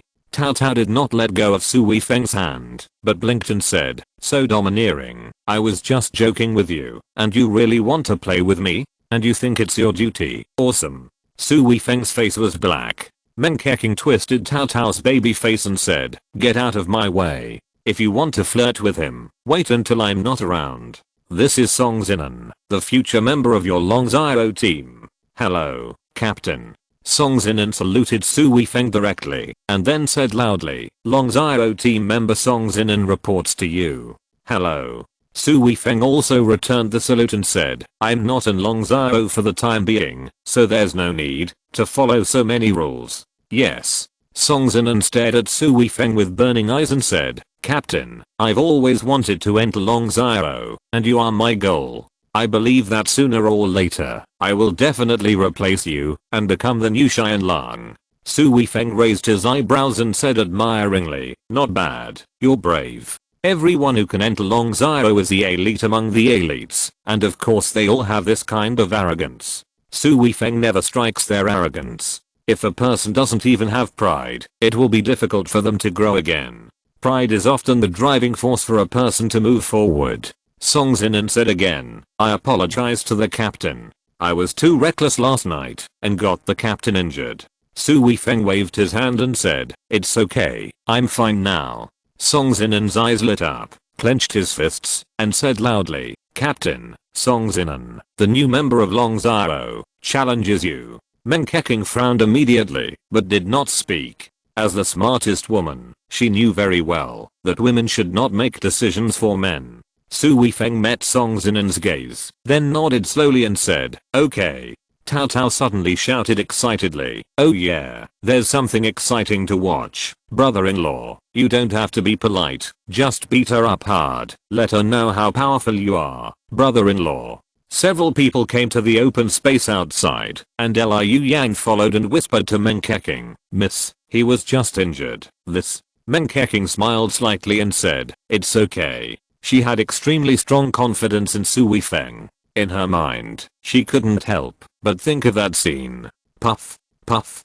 2 bullets were fired from 2 sniper rifles with silencers, aiming at a figure running 30 meters away. Get lost. However, the moment the 2 snipers pulled the trigger, they knew that the shot had missed again, because at this point in time, the man suddenly changed the direction of his running, which was completely beyond their expectations. The bullets hit a tree as thick as a calf, and the branches were directly torn apart by the bullets, and the tree tops fell down. This kind of large caliber sniper rifle, as long as it hits a person, the destructive power can directly kill a person, even if it doesn't hit the vital parts. Puff puff puff. Several bullets were fired at the running person again, but they still missed. The 2 snipers quickly stood up and jumped, chasing the running person, shooting wildly. The running person was not a person, but a man wearing a tight vest, with a woman on his back. The woman was wearing a camouflage uniform, and was tied tightly to the man with a rope. That was her and Su Weifeng. "How long will it take us to cross the border?" Meng Keqing asked from behind, his voice a little hoarse, sounding quite weak. Su Weifeng's voice was also quite dry, saying, "Less than 10 kilometers. 10 kilometers. It sounds not far, but is it really a world away? I'm afraid there will be more people ahead of me, and they definitely won't want me to return to the country. Don't worry, as long as I don't die, I will definitely take you back." While speaking, Su Weifeng's body suddenly changed direction again, and a tree in the direction of his advance was directly knocked down by bullets. After spitting, Meng Keqing said weakly, "I'm so hungry, I want to eat something." Su Weifeng took out a piece of compressed biscuit from his pocket, held it to his neck, and said, "Here, there are biscuits here, you can eat it." Meng Keqing quickly took it, and took a bite. The biscuit was very hard and tasted bad, but at this time, it felt extremely delicious in her mouth. After taking 2 small bites, Meng Keqing seemed to have recovered a little strength and said, "You should eat something too. It seems like you haven't eaten for a long time." "I'm not hungry yet," Su Weifeng answered casually, and then changed direction quickly again. "Don't tell me that this is our last cookie?" Meng Keqing suddenly asked. "Yes." Su Weifeng's answer was also quite concise. Then you eat it." Meng Keqing put the cookie to the man's mouth. "No. I told you to eat it, so you eat it. If you don't eat it, how can you have the energy to take me back?" Meng Keqing put the cookie to Su Weifeng's mouth without saying anything. Su Weifeng had no choice but to open his mouth and take a bite. After chewing it twice, he asked in confusion, "Why is it a little wet? Do you still have water?" "No." Meng Keqing answered subconsciously, and then suddenly realized where the moisture on the cookie came from. This kind of compressed biscuit is very hard. It is hard for her to bite it. She has to hold it in her mouth for a long time. Even though she has not drunk water for more than a day, her mouth can still secrete saliva. The wet part is naturally stained with her saliva. As a girl of destiny, there are too few men that she likes, so she has never been in a relationship. Eating the same thing together makes her feel indescribably ambiguous. The sound of bullets hitting the tree trunk reached her ears, and a small tree in front of her was knocked down directly, which meant that the 2 of them had once again been through the gates of hell. But one thing kept lingering in her mind, that is, she had eaten the biscuits, and actually fed them to this man. Meng Keqing fed the rest of the biscuits to Su Weifeng one bite at a time. She buried her head on Su Weifeng's shoulder and whispered, "If it's impossible, then let me go. Without me as a burden, you can still escape back by yourself." Su Weifeng said without thinking, "Miss Qiao, it is my responsibility to protect you. Unless I die, as long as I have a breath, I will definitely protect you." Meng Keqing didn't know how many people she had heard of expressing their loyalty in front of her, but she had never been so moved as she was now. Only the oath at the moment of life and death can be a real oath. The bullets behind him were becoming less and less accurate and weaker, indicating that Su Weifeng was getting farther and farther away from the pursuers, but his expression was becoming more and more solemn. Su Weifeng said, "There are still 5 kilometers to go. As long as we cross a 1 kilometer area, we will be safe." Meng Keqing nodded and said, well, by then our troops will be able to locate our position and we will have reinforcement. Hold me tight. Su Weifeng suddenly whispered. Meng Keqing quickly hugged Su Weifeng's neck, but did not tighten it. For 3 days and 3 nights, she had been carrying Su Weifeng on her back. She knew very well how to exert force so as not to affect Su Weifeng's activities. Then she heard the rustling sound of footsteps, and then saw more than a dozen people coming out of the bushes opposite. They did not have guns in their hands. At this position, the sound of gunfire was enough to expose everyone's position. Su Weifeng took a deep breath and adjusted his breathing. He had been fleeing with Meng Keqing for 3 days and 3 nights and had never had a chance to rest. Even though he was extremely powerful, none of the opponents he met were weak. He was able to hold on until now, and he was indeed at the end of his strength. Mad Wolf Mark, Red Spider Mary, War Bear Crew. Su Weifeng could easily call out the names of these people because they were so famous. The people here almost included all the strong men in the top mercenary organizations. Mark, the Mad Wolf, was a sinister white man. He sneered and said, I didn't expect you to escape here. It's worth waiting for you. I think you should be the strongest Qianlong in Longzhou, right? Su Weifeng didn't answer. He walked towards these people step by step and continued to adjust his breathing. He wanted to use all the energy in his body and didn't want to waste it. Mark said again, Qianlong, I admit that you are very strong, but this time, you don't have any chance. Red Spider Mary was a beautiful woman. At this time, she smiled charmingly and said, Qianlong, why do you have to die here? As long as you surrender, I can guarantee your safety, and I'm yours tonight. She also threw a seductive eye. They were disintegrating Su Weifeng's fighting spirit. Longzhou, that is the strongest army in China. As the captain, Su Weifeng is naturally the strongest person. Even though they knew that Su Weifeng had consumed a lot of energy and was less than half of his usual strength, they still did not dare to underestimate Su Weifeng. The people of Longzhou will not surrender until death. Su Weifeng said these words coldly. His fighting spirit instantly reached its peak. He exerted force on his feet and rushed out like a tank. His target was the powerful people in front of him who made people tremble with fear, looking for death. Everyone was furious. There were 11 of them in total, but Su Weifeng not only did not run away, but also took the initiative to attack. This was definitely a contempt for them. Su Weifeng's body suddenly seemed to violate the principles of physics.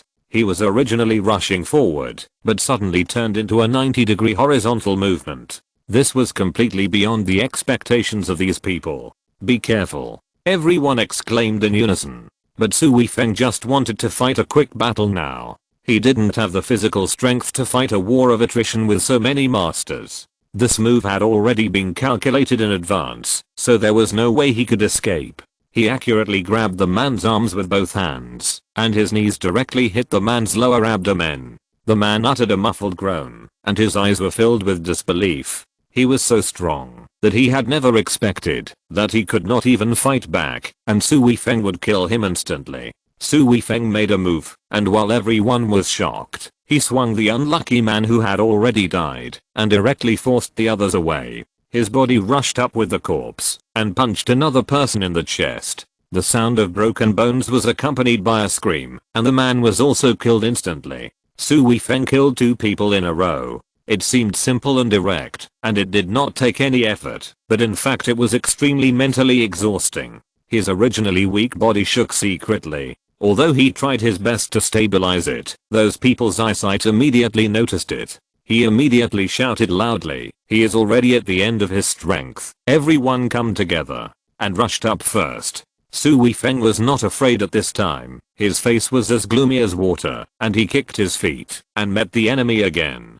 Meng Keqing only felt dazzled, and the man was spinning around in front of him like a revolving lantern. He suddenly felt dizzy, and closed his eyes quickly. Listening to the sound of limbs hitting each other, her heart was calm at this moment. She lay on Su Weifeng's back, and could feel the vibration caused by Su Weifeng's muscle explosion. She knew very well that when the vibration stopped, it would be the end. Either they lived or they died. From time to time, she could hear someone screaming. It should be Su Weifeng who hurt the other party, but she could also feel that the vibration of the muscle explosion had begun to gradually weaken, and Su Weifeng's physical strength was getting less and less. Meng Keqing felt that there were more water drops on her face. She hoped that it was just sweat, but the fishy smell and sticky feeling made her know very clearly that it was blood. She didn't know whether it was Su Weifeng's or those people's. She didn't want to open her eyes to see now, because she knew very well that, even if she knew whose it was, it would be useless. She couldn't help at all. After an unknown amount of time, Meng Keqing felt that Su Weifeng had stopped, and she slowly opened her eyes. There was no one standing in front of her. There were 11 people lying on the ground in a mess. It looked like they were all dead. "Let's go," Su Weifeng said softly in a hoarse voice, and then took a step forward. "You're injured." Meng Keqing looked down and exclaimed, only to see that Su Weifeng's chest and arms were completely covered with blood, and he didn't know how many injuries he had suffered. "It's okay." Su Weifeng only uttered 2 words, and then took a big step forward. His wounds were still bleeding, and as he moved forward, a line of blood was left on the ground behind him. Meng Keqing wanted to help Su Weifeng press the wounds with her hands to prevent him from losing more blood, but there were too many wounds, and her 2 hands were not enough. "Woo, put me down. I can walk by myself." Meng Keqing couldn't help crying. This was the first time she cried in 3 days and 3 nights. Even if she encountered dangerous things, she didn't cry, and she was not afraid. But now, she really cried. She was really scared. Su Weifeng said nothing, took big steps and ran away. He wanted to use his last bit of strength to take Meng Keqing away. Even a minute's delay could put the 2 of them in danger. More than half an hour later, Su Weifeng suddenly stopped, looked at the men with guns in front of him, and whispered, "Our people." Then his body shook, and he could no longer hold on. With his last bit of strength, he threw himself forward, and fell heavily to the ground. Chapter 437, Big Gap. That time, Su Weifeng faced so many powerful enemies, but he was still able to protect her and get away unscathed. Even though he was injured and his strength was reduced, Meng Keqing still believed that Song Zinan was still no match for Su Weifeng. Seeing Su Weifeng standing there, as tall as a mountain, Meng Keqing's eyes were even more infatuated. "Okay, let's get started." Su Weifeng smiled slightly. "Excuse me." Song Zinan clasped her fists, took a stance, and rushed directly towards Su Weifeng. Song Zinan also had a family background in martial arts. The Song family was in Beijing, and it was also a top family with many masters. She loved martial arts since she was a child, and she pestered these masters to learn. Her family originally opposed her, a girl, to learn these, but Song Zinan was very persistent, and in the end everyone just let it go. These masters were tacitly approved by the family, so they naturally taught her wholeheartedly. She was really talented in martial arts. When she was 18 years old, except for a few people in her family, others were no longer her opponents. Feeling that she could not learn anything at home, she went out to find masters to hone her skills, and she never tasted defeat. When she was 20 years old, she chose to join the army, and soon joined the special forces. She also made many military achievements in the army, and also participated in some special missions. When she encountered truly powerful enemies, her strength improved by leaps and bounds. So she had the capital to be proud of herself, and she also had the confidence to defeat Su Weifeng. Su Weifeng also knew that Song Zinan was not weak, otherwise she would not even have the chance to enter Long Zhao. When the 2 of them started to fight, Su Weifeng secretly praised them in his heart. Song Zinan had a good attack and defense, and she was definitely instructed by a famous master, and there were many killers. This was also a real combat skill honed on the battlefield, without any fancy tricks. But although she was strong, she was at most a middle-lower level in Long Zhao, and compared with the masters in Long Zhao, she was still a little worse. Even though Su Weifeng was injured, and his strength was somewhat discounted, you have to know that Su Weifeng is extremely strong in Long Zhao. Even if the 2nd to 10th ranked in Long Zhao joined together, they are still not Su Weifeng's opponent. So with his current strength, not to mention that he can still be ranked at the top of Long Zhao, he is not much different from the strongest ones. Song Zinan's strength is naturally not Su Weifeng's opponent. The two of them punched and kicked, and every move was a killer move. And this kind of strength fight is simply impossible to not hit the other party like in the movie. In a real fight, in addition to attack, there is also defense. The most important point of defense is the ability to resist. So Su Weifeng and Song Zinen's fists and feet can hit each other from time to time. At this time, the test is often whether the opponent's ability to resist is strong.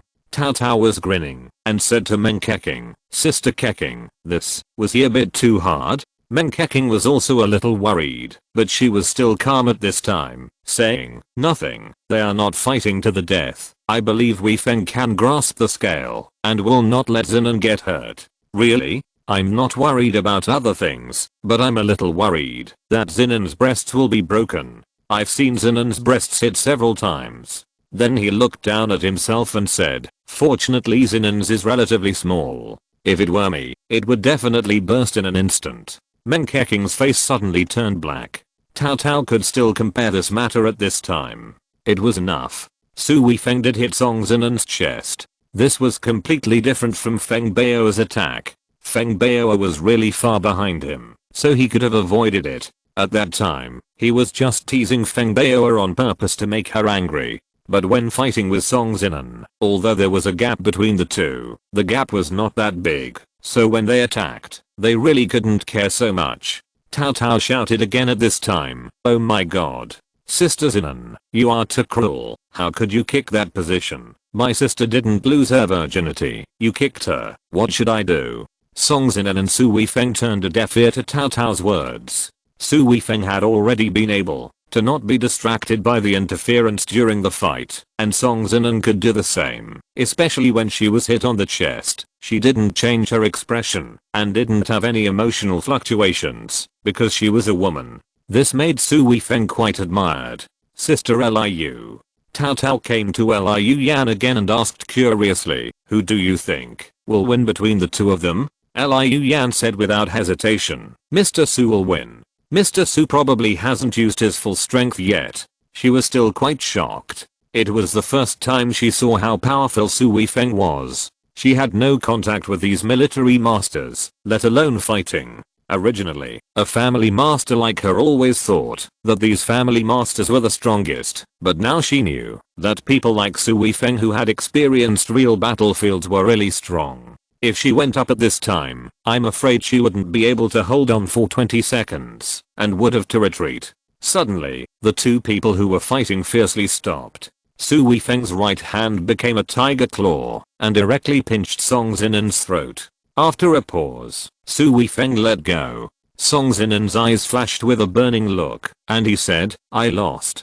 The captain is very strong." Su Weifeng smiled slightly and said, "You are not bad either. I believe you can stay in Longzhou." "Thank you for the compliment, Captain." Song Zinen knocked his heels hard. Su Weifeng said, "I'm telling the truth. I will be polite to others, but I always tell the truth to any member of Longzhou." Song Zinen clenched his fist and said, "Then can I ask, compared with the captain's strongest time, what is the difference?" "Now." Su Weifeng smiled slightly and said, "About 40%. 40%.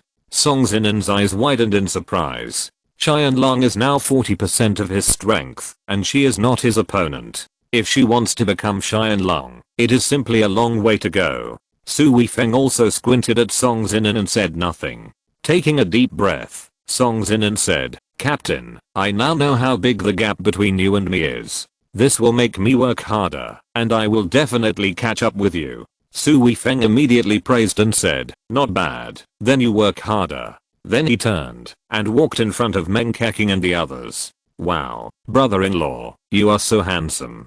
Cao Cao rushed to Su Weifeng with her hands behind her back, tilting her head and looking at Su Weifeng up and down. This made her big breasts look even more upright, almost touching Su Weifeng's chest. Chapter 438 Birds of a feather flock together. Su Weifeng was a little embarrassed, took a step back, and said, "You complimented me." Teo took another step forward, and then said with a smile, "I really like you now. How about considering playing the brother-in-law and sister-in-law role? It's very exciting." Su Weifeng almost fell down, grinning and looking at Meng Keqing for help. Meng Keqing came over and grabbed Teo's ear, saying, "Stinky girl, you are a little too much. I told you, don't fight in front of me, I will be jealous." Teo smiled and said, "I'm just laying a foundation first, so that I can start when you are gone." Meng Keqing let go of Teo, came over and directly took Su Weifeng's arm, and said with an intoxicated face, "You are really handsome." Su Weifeng felt very enjoyable, and said with a smile, "I have to work hard to perform in front of you." Teo jumped in front of Song Zinan again at this time, and suddenly stretched out his hand, and grabbed Song Zinan's chest. Song Zinan waved her hand to block him, glared at him and said, "What are you doing?" Teo blinked and stared at Song Zinan's chest, saying, "Let me see if you are beaten up. Although your breasts are small, they are still breasts. If they are beaten up, which man would want you?" Song Zinan snorted and said, "Do I need a man?"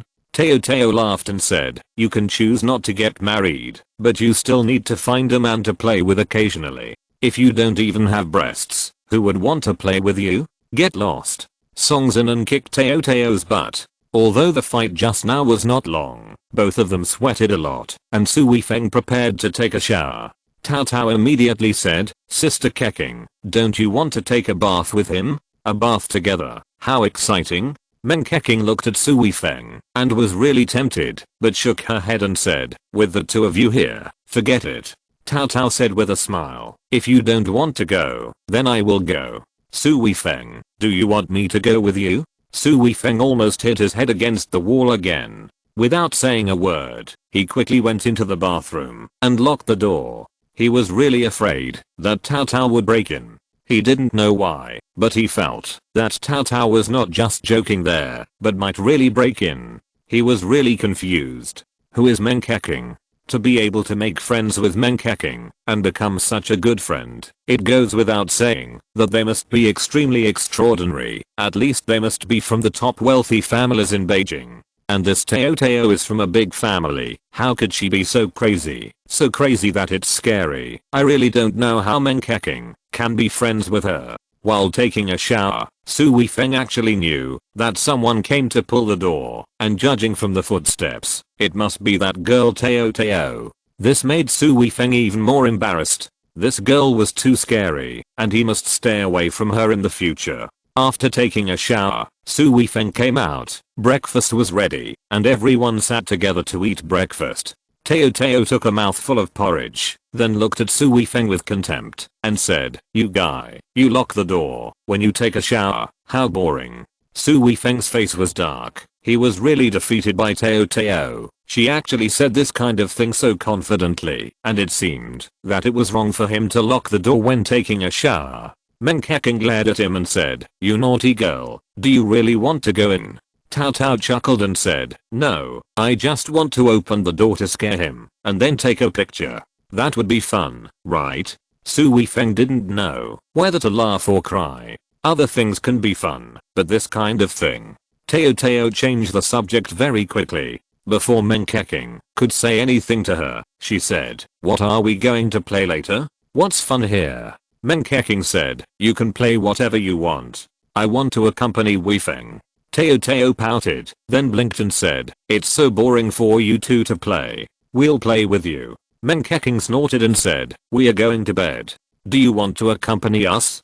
Teo said with a smile, "Okay, let's all come together, or we can cheer for you too." Meng Keqing rolled her eyes at her and said, "Okay, then come on. You'd better not run away." Song Zinan took a sip of porridge and said, "You two still have a lot of opportunities to be intimate. Can I take this opportunity to ask the captain some more questions? I want to integrate into Longzhou as soon as possible." Su Weifeng immediately said, "Of course there is no problem. I just want to tell you something." Teo pouted and said to Song Zinan with contempt, "You are stealing my business. I despise you." After dinner, Su Weifeng and Song Zinan came to a room alone and told her some precautions for entering Longzhou. Song Zinan listened very carefully and asked questions immediately if she didn't understand something. At this time, she still seemed quite humble. This made Su Weifeng admire her even more. Pride is naturally necessary, but humility is equally important.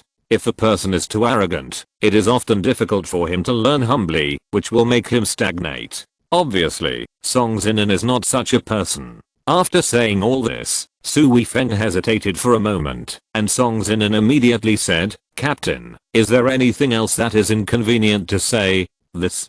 Su Weifeng coughed lightly and said, "I hope you don't tell the team about my personal affairs here. After I go back, I still have to establish my prestige." Song Zinan met Su Weifeng's gaze, and then said, "Here, we are friends. In Longzhou, I'm your subordinate.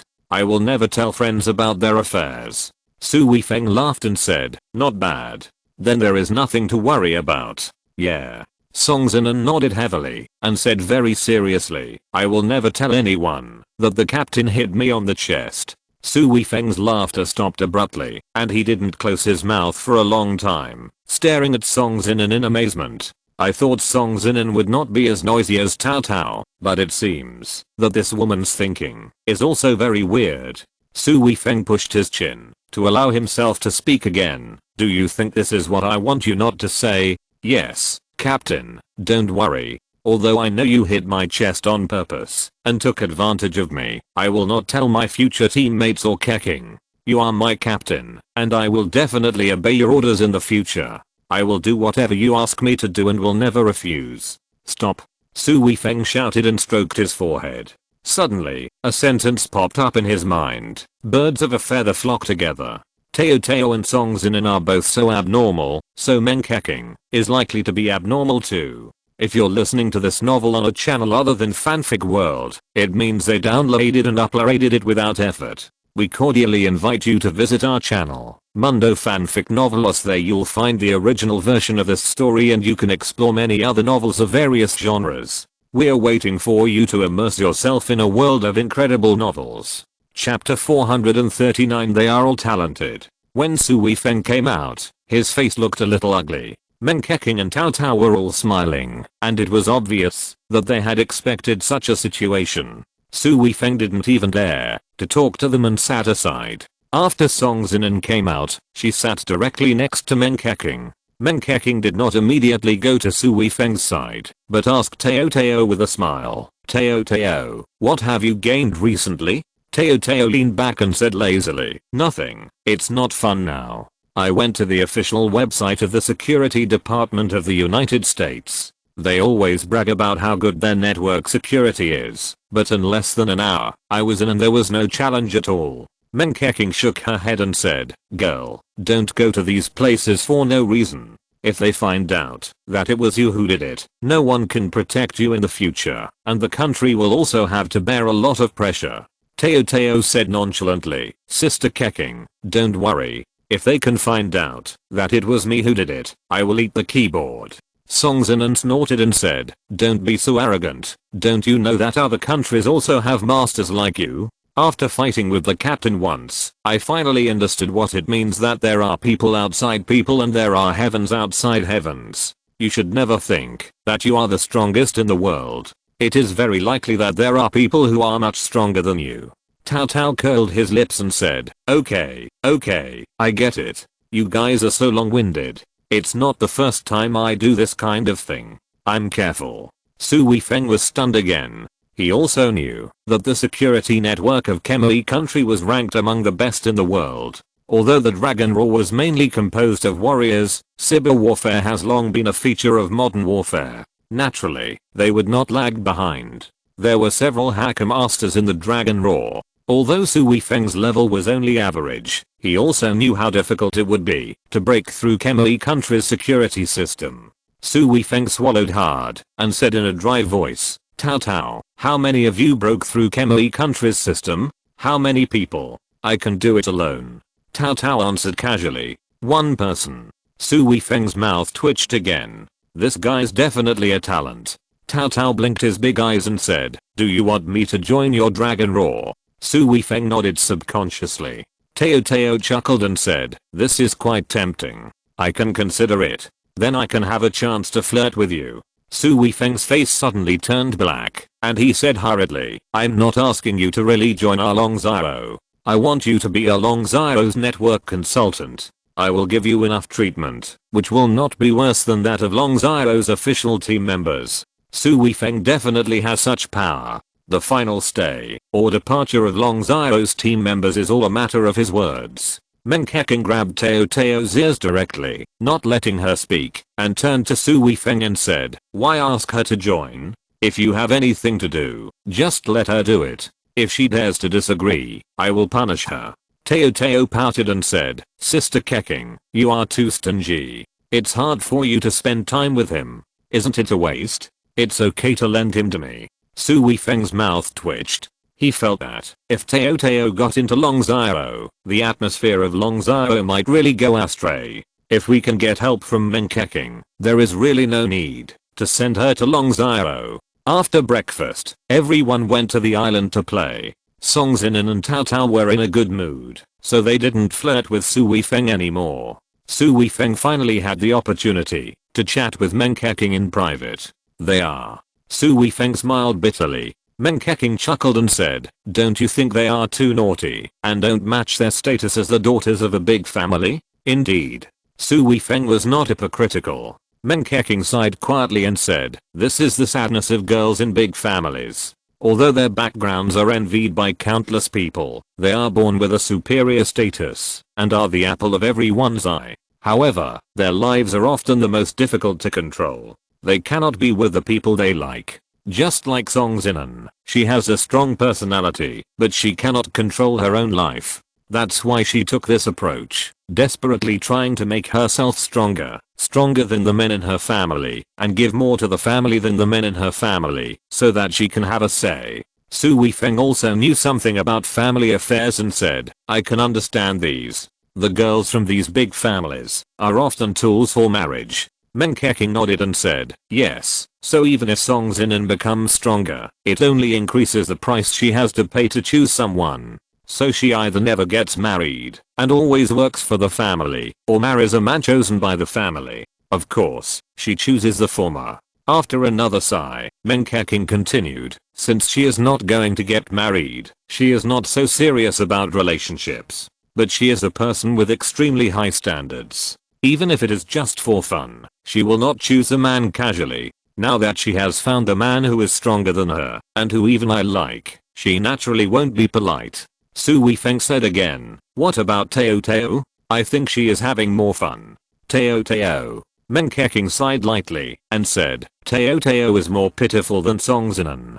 Zinan at least fought for the life she wanted, but Teo couldn't. She has been engaged to a man by her family, and she particularly doesn't like that man, so now she is deliberately indulging herself." Su Weifeng sighed lightly and said, "They are really pitiful." Meng Keqing said weakly, "Yes, we are in this status and position, but we are not even as good as ordinary people. It's really sad." Su Weifeng looked at Meng Keqing and opened his mouth, but no word came out. Meng Keqing then showed a mischievous smile and said, "Are you asking if I really didn't stop them from flirting with you?" Su Weifeng smiled awkwardly, which was considered as tacit agreement. Meng Keqing looked at the two people who were having fun in front of him and said softly, "We are all in the same boat. If they like it, then let them do it. If they can be happy for a while with you, then I won't be jealous." "You are really generous."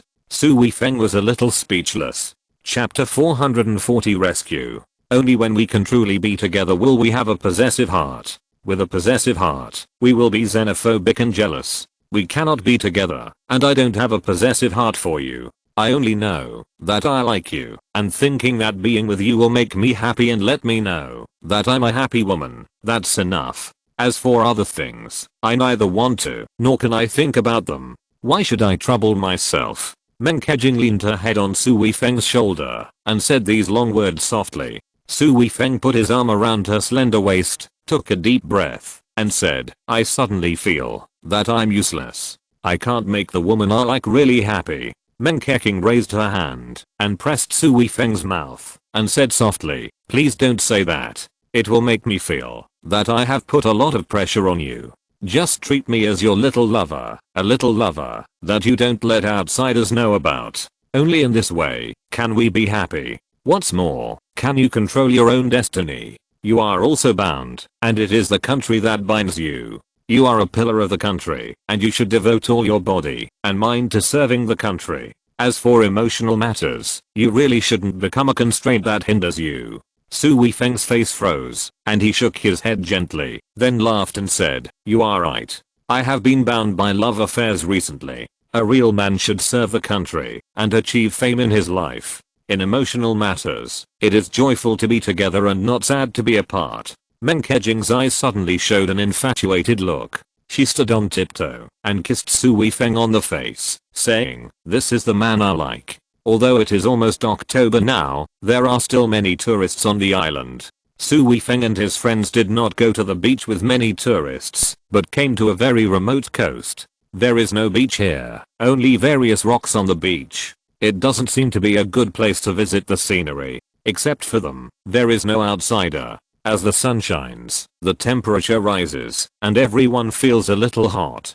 Teo took off his coat and threw it on a rock, then ran to the beach, stood on a reef, stretched out his arms and said loudly, "I'm coming to the sea." Then he jumped directly and jumped into the sea with a splash. The other 3 people also followed to the beach. Looking down from the reef, they saw Teo in the water, paddling with his hands and kicking with his feet, and he was also up and down. Meng Keqing was stunned for a moment and said, "When did Teo learn to swim?" Song Zinan was also stunned for a moment and said, "She hasn't learned it. Oh my god, save her." Meng Keqing screamed. Song Zinan's face turned black and said, "I can't swim either." Without saying a word, Su Weifeng threw off his coat, kicked off his shoes, and jumped off the reef. Swimming is definitely a must-have skill for members of the Longzhou team. For someone like Su Weifeng, his swimming skills are even better, and he won't have any problem soaking in the water for several hours. Saving a person is no problem at all. After jumping into the water, he came to Teo's side in 2 steps, hugged her waist directly, and lifted her head out of the water. Teo was already unconscious, and instinctively reacted, hugged Su Weifeng's neck all of a sudden, hugging her so tightly. Normally, if you are saving someone, being hugged by a drowning person is very dangerous. But Su Weifeng didn't have to worry about this at all. Just let her hold him and kick his feet a few times, and he had already reached the reef on the shore. He stretched out his hand and grabbed the protrusion of the reef, and in 2 moves he brought Teo to the shore. "Teo, how are you? How are you?" Meng Keqing shouted hurriedly, but Teo didn't react at all at this time. Su Weifeng quickly hugged Teo's lower abdomen from behind and squeezed it a few times. Teo spit out a few mouthfuls of water, but still didn't react. Seeing this, Su Weifeng quickly laid her flat on the ground, pressed her chest with both hands, and performed cardiopulmonary resuscitation on her directly. After pressing a few times, he gave Teo artificial respiration. After repeating this several times, Teo suddenly stretched out her hand and hugged Su Weifeng's neck directly. Su Weifeng was giving her artificial respiration and was suddenly attacked, and he didn't avoid it, and then he felt this girl was actually kissing him. Su Weifeng was sweating profusely and quickly pried Teo's arms apart and jumped up directly. Song Zinan hurried over and helped Teo up and asked anxiously, "Teo, are you okay? I almost drowned." Teo blinked his eyes, not showing any fear at all for surviving a disaster. Meng Keqing came over and knocked her on the head, saying, "You girl, you are playing with your life." Teo giggled and said, "I didn't expect the water down there to be so deep." Standing up, Teo rubbed her left breast with her hand, glared at Su Weifeng, and said, "Hey, how can you not be gentle with women? You touched a woman's breast and used such great force. It hurts." Su Weifeng's face turned black and he said, "I was doing CPR on you. Of course I had to use force. That was also touching my breast and kissing me. You took advantage of me so blatantly in front of Sister Keqing. You are so bold." Su Weifeng rolled his eyes and said, "I told you, I was saving you." Teo raised his chin and said, "Sister Zinan will definitely do this kind of thing. I think you just want to take advantage of me." Teo's words immediately choked Su Weifeng's explanation. Yes, he should have just let Song Zinan do these. Tao Tao was even more proud and said, now you have nothing to deny, don't you know, this is the first time my breasts have been touched by a man, and my kiss is also my first kiss, and you have taken all of them, so you have to be responsible for me. Song Zinan nodded next to him and said, yes, you should be responsible. Su Weifeng turned his eyes to Meng Keqing for help, but Meng Keqing just smiled at Tao Tao and pretended not to see Su Weifeng. Su Weifeng was a little amused, but thinking of Meng Keqing's words, he suddenly became free and easy. With a smile on his face, Su Weifeng said directly, okay, how do you want me to be responsible? Marry you? Marry me? You wish. Tao Tao rolled her eyes at Su Weifeng and then immediately said with a smile, you have to be my lover, otherwise you will get the advantage in vain. Su Weifeng said with a smile, if I become your lover, then can I take advantage of you more in the future? No, you are my lover, not me your lover, so if I take advantage of you, it is me who takes advantage of you, not you who takes advantage of me. Su Weifeng said generously, okay, then come on, take advantage of me. Chapter 441, 3 female bitches you can't provoke. Tao Tao blinked her bright big eyes, a little overwhelmed by Su Weifeng's sudden generosity. Su Weifeng chuckled and came directly in front of Tao Tao, saying, I'm your lover now, don't you have any expression? Meng Keqing held back her laughter, while Song Zinan nodded repeatedly and said, not bad, not bad, Tao Tao, now you can do whatever you want. Tao Tao rolled his eyes and took 2 steps back, saying disdainfully, it's boring. I'm not interested in people who can get me started as soon as they are flirted with. Song Zinan then added, but you lost your first kiss and first touch. Tao Tao cried out in pain and said, yeah, I'm at a big loss this time.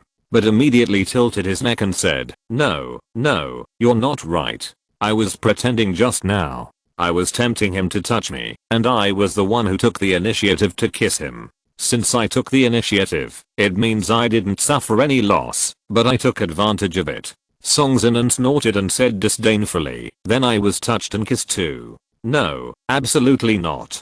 There is definitely a difference between being active and passive. Besides, he touched your breasts this morning, too. It doesn't matter to me. He is my captain. When we go out on missions in the future, we may pretend to be a couple or something. We still have to go to bed and have sex. Even though Su Weifeng became much more free and easy at this time, he was still defeated by the words of these 2 people. Meng Keqing chuckled and said, don't pay attention to them. When they are together, they will fight after a few words. If they don't fight, they will feel uncomfortable. It will be fine in a while. After saying this, Tao Tao shouted to Su Weifeng, Su Weifeng, do you think there are fish here? Let's catch some fish and crabs to eat. Su Weifeng said, there should be. Tao Tao immediately said excitedly, then are there sharks? Eating small fish is boring. If we want to eat, we should eat sharks, and we should eat the kind. She stretched out her arms and gestured vigorously, saying, the kind of man-eating great white sharks, that's the fun. Su Weifeng was amused by Tao Tao and said, how can there be great white sharks here? Oh, well, then let's get some small ones. I like picnics. It happened to be low tide. After a while, the tide receded a lot, and the seawater was much shallower. Some places between the reefs exposed the seabed. Meng Keqing also became interested and jumped down holding Su Weifeng's hand. Tao Tao jumped down again without hesitation, splashing a large amount of water. This little girl is so fierce when doing things. I don't know how she can do such delicate work as hacking with such a personality. Wow, there are small fish, there are small fish. As she shouted, Tao Tao clapped her hands and instantly made her clothes, which had just been dry, wet again. But she didn't catch any small fish. You are really big-breasted and brainless. Song Zinan said with contempt.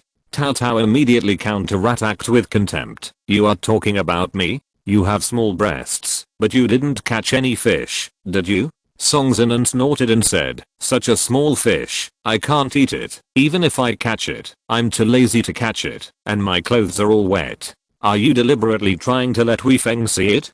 Tao Tao said proudly, I did it on purpose. So what? I have the capital to let him see it, but you don't. Then she blinked her eyes, suddenly bent down to scoop up the water, and splashed it on Song Zinan. Although Song Zinan was very skilled, she couldn't resist the attack of water, and Cao Cao was determined to get her wet, chasing her and splashing water. Song Zinan was soon soaked all over, and immediately began to fight back. The two were fighting happily, but in a flash, they tacitly shifted their guns and splashed Su Weifeng and Meng Keqing. Su Weifeng and Meng Keqing were also soaked in an instant. Su Weifeng's clothes were not completely dry, and he was a big man, so it didn't matter if his clothes were wet. But the three beauties in front of him were soaked at this time. This kind of scenery was unbearable, especially since their clothes were not thick, they were soaked, and the scenery inside could be vaguely seen. In fact, even if you really see through them, they are just wearing bikinis, which is actually the same as wearing swimsuits. In the sea, it is a very normal thing to see women in swimsuits, and it won't make people think too much. But their situation really makes people think about it. Su Weifeng suddenly felt his heartbeat speed up, and his qi was running uncontrollably. This was obviously not the reaction of that state, but the stimulation made him restless. Haha. Teo suddenly pointed at Su Weifeng and laughed. Song Zinan and Meng Keqing also looked at Su Weifeng. Song Zinan coughed lightly, and did not even turn her head. Meng Keqing directly took Su Weifeng's arm, and deliberately held it tightly. She put her mouth close to Su Weifeng's ear and whispered, "It's not okay here. It's the first time, so there should be a sense of ritual. If you want to do it later, we can do it here." Su Weifeng's reaction made him very embarrassed. He was busy using his qi to suppress his restlessness. But Meng Keqing was even more lethal. Su Weifeng didn't say he could restrain himself. Now he really wanted to kill Meng Keqing on the spot. Teo shouted excitedly at this time, "Come, right here, with the sky as the roof and the ground as the bed. We will witness your love." Song Zinan nodded and said, "I agree." Meng Keqing pouted and said, "No, that won't do. For my first time, I still have to have some sense of ceremony with Weifeng." Teo waved her fist vigorously and said, "That would be so boring. Just think about it, doing it here, and there are two of us cheering for you. This is such an unforgettable first time for you. You will definitely remember it for the rest of your life." "I agree." Song Zinan nodded again. Meng Keqing chuckled and said, "I'd better forget it, but if you two are willing, I don't mind cheering for you." Teo immediately said to Song Zinan, "Come on, this is your captain. It's normal for you to serve him. Look, your leader is about to explode. As a subordinate, how can you not share the worries of your leader?" Song Zinan snorted and said, "Isn't he your lover? Your lover is in good condition now. It would be a pity if you don't take advantage of him. Go." Song Zinan said, and directly pushed Teo, still using a very clever method. Although Song Zinan is weaker than Su Weifeng, he is definitely a master. This little trick is still easy and free. Teo immediately pounced on Su Weifeng involuntarily. If Su Weifeng wanted to dodge, it would be easy, but looking at Teo's pounce posture, if she didn't take it, she would definitely fall directly. In desperation, he stretched out his arms and tried to grab Cao to make her stand steady. This was supposed to be a very simple thing. But who knew that he suddenly felt an itch in his arm, and it turned out that Meng Keqing suddenly grabbed him, and the position of his hands suddenly changed. Originally, he just wanted to hold Cao, but at this time, he pulled Cao into his arms and hugged her tightly. Chapter 442 I can't. Cao also hugged Su Weifeng subconsciously. After standing firm, Cao looked up and met Su Weifeng's eyes. "Ah." Cao suddenly screamed, pushed Su Weifeng away, and sat down on the ground, splashing a lot of water. "Song Zinan, you bastard, I will kill you." Cao quickly turned over and got up, and rushed directly to Song Zinan. Su Weifeng breathed a sigh of relief. The hug just now was really good. That feeling, cough, can't be described. Song Zinan and Cao played around for a while, and then moved away from Su Weifeng and Meng Keqing. Cao lowered her voice and said, "It's a big investment, no wonder Sister Keqing likes it." Song Zinan said calmly, "I think you like it." Cao grinned and said, No, I'm too short, I definitely can't stand it." "You're tall and have practiced kung fu, you can definitely stand it, but I'm worried that Sister Keqing can't stand it." Song Zinan rolled her eyes at Cao and said, "You really don't know how to be a hacker. Don't you know what women are capable of? Don't underestimate yourself, you can do it.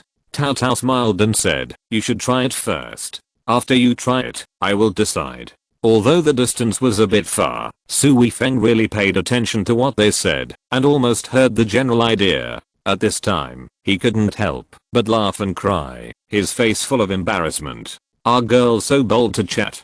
Fortunately, after this incident, Song Zinan and Tao Tao no longer harassed Su Weifeng in this way. Meng Keqing and Su Weifeng were quite intimate that day. Meng Keqing knew that Su Weifeng was uncomfortable, so she stopped hanging out with him and went to find seafood with the two of them. Su Weifeng slowly calmed down his restless mood and began to help them catch seafood. Su Weifeng looked at Song Zinan, who was a little clumsy, and asked in confusion, you haven't participated in wilderness survival training? Song Zinan said, I have participated many times, but I have participated in inland training and never participated in training on the seaside. Su Weifeng suddenly realized that the warriors of their Long Zhao were extremely versatile and needed to be able to cope with battles in any environment and situation. This was something that other troops could not compare to. Under Su Weifeng's guidance, the three girls quickly found a lot of seafood.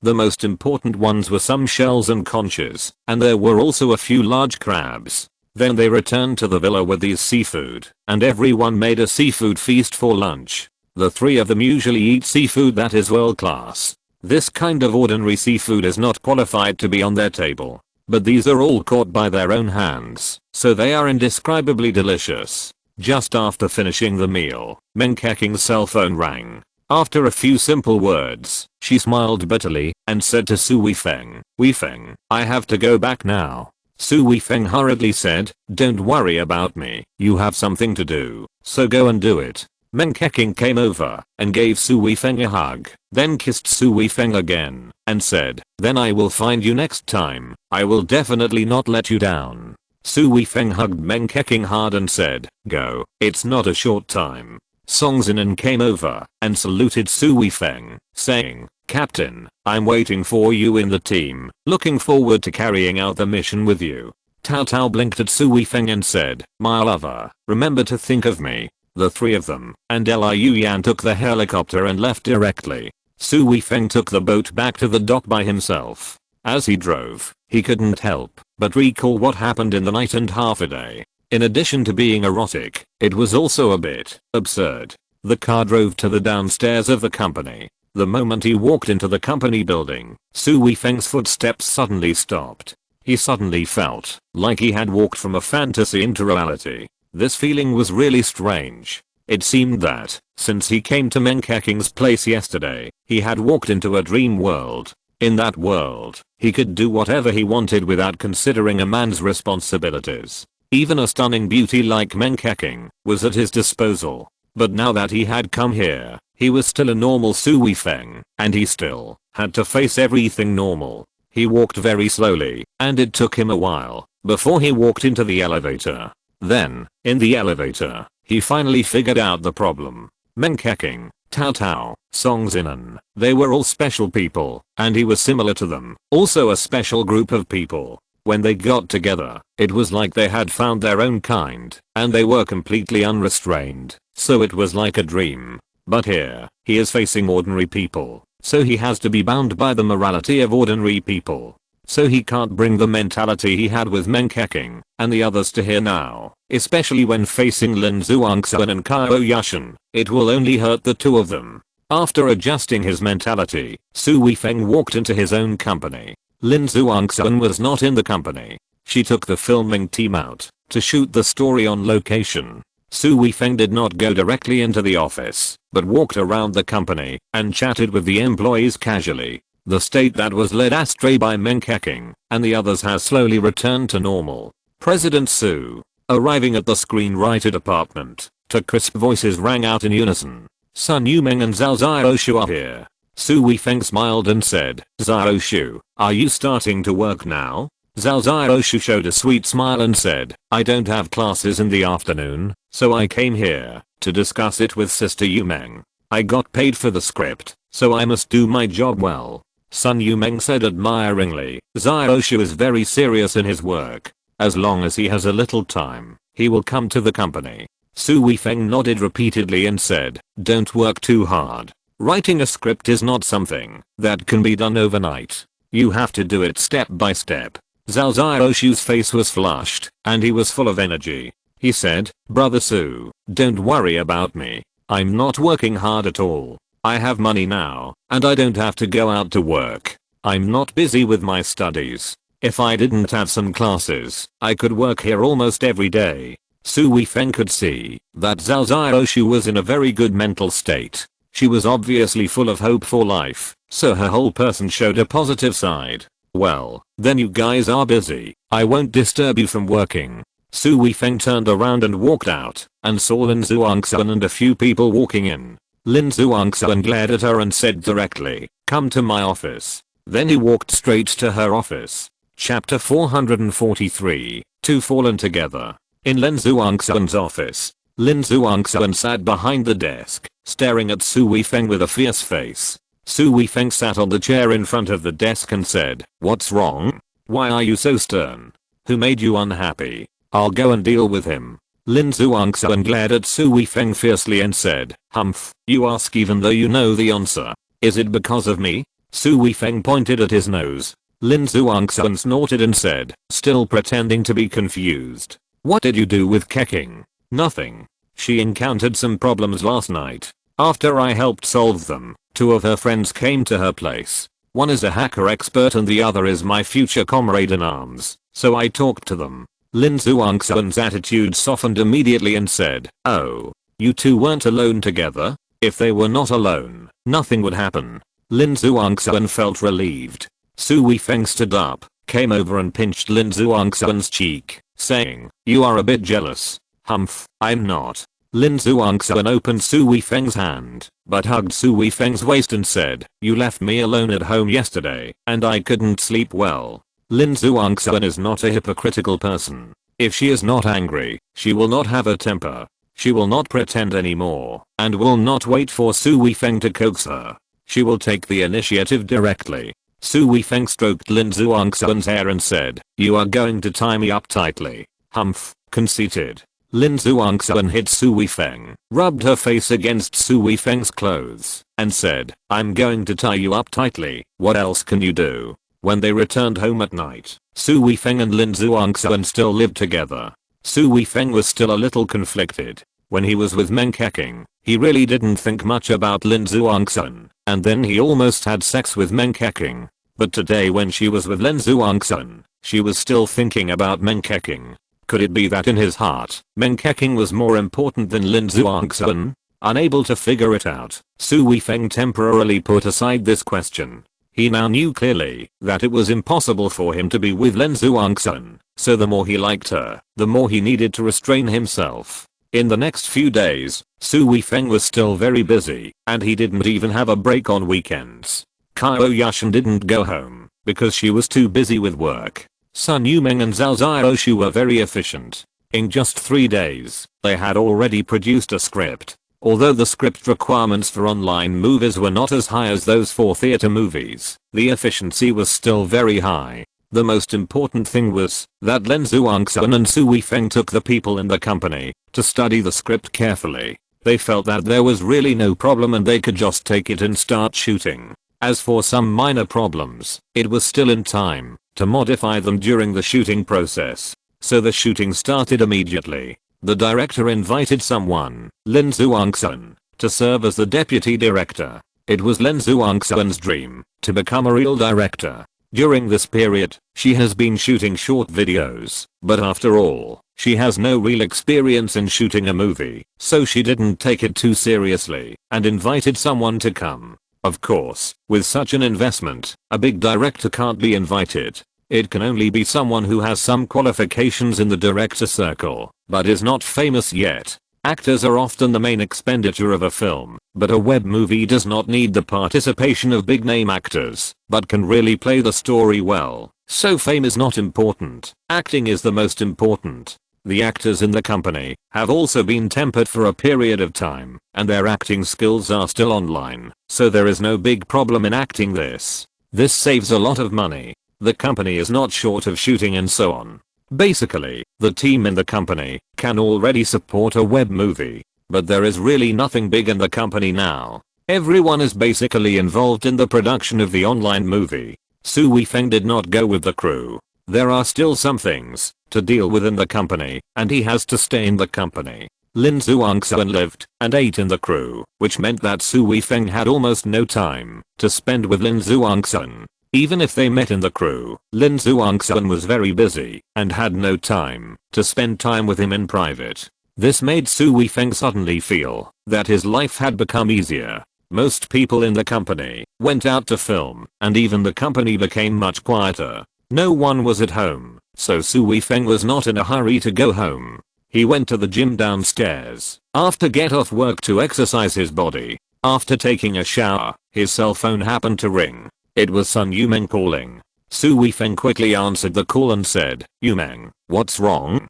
"Boss Su, Zhao Xiaoshu and I both fell and can't walk." "Ah, where are you?" "We are on the 15th floor of the company building. The elevator is broken. We wanted to go downstairs, but we both fell." "Okay, I'll be downstairs. Wait for me, don't move, I'll be there soon."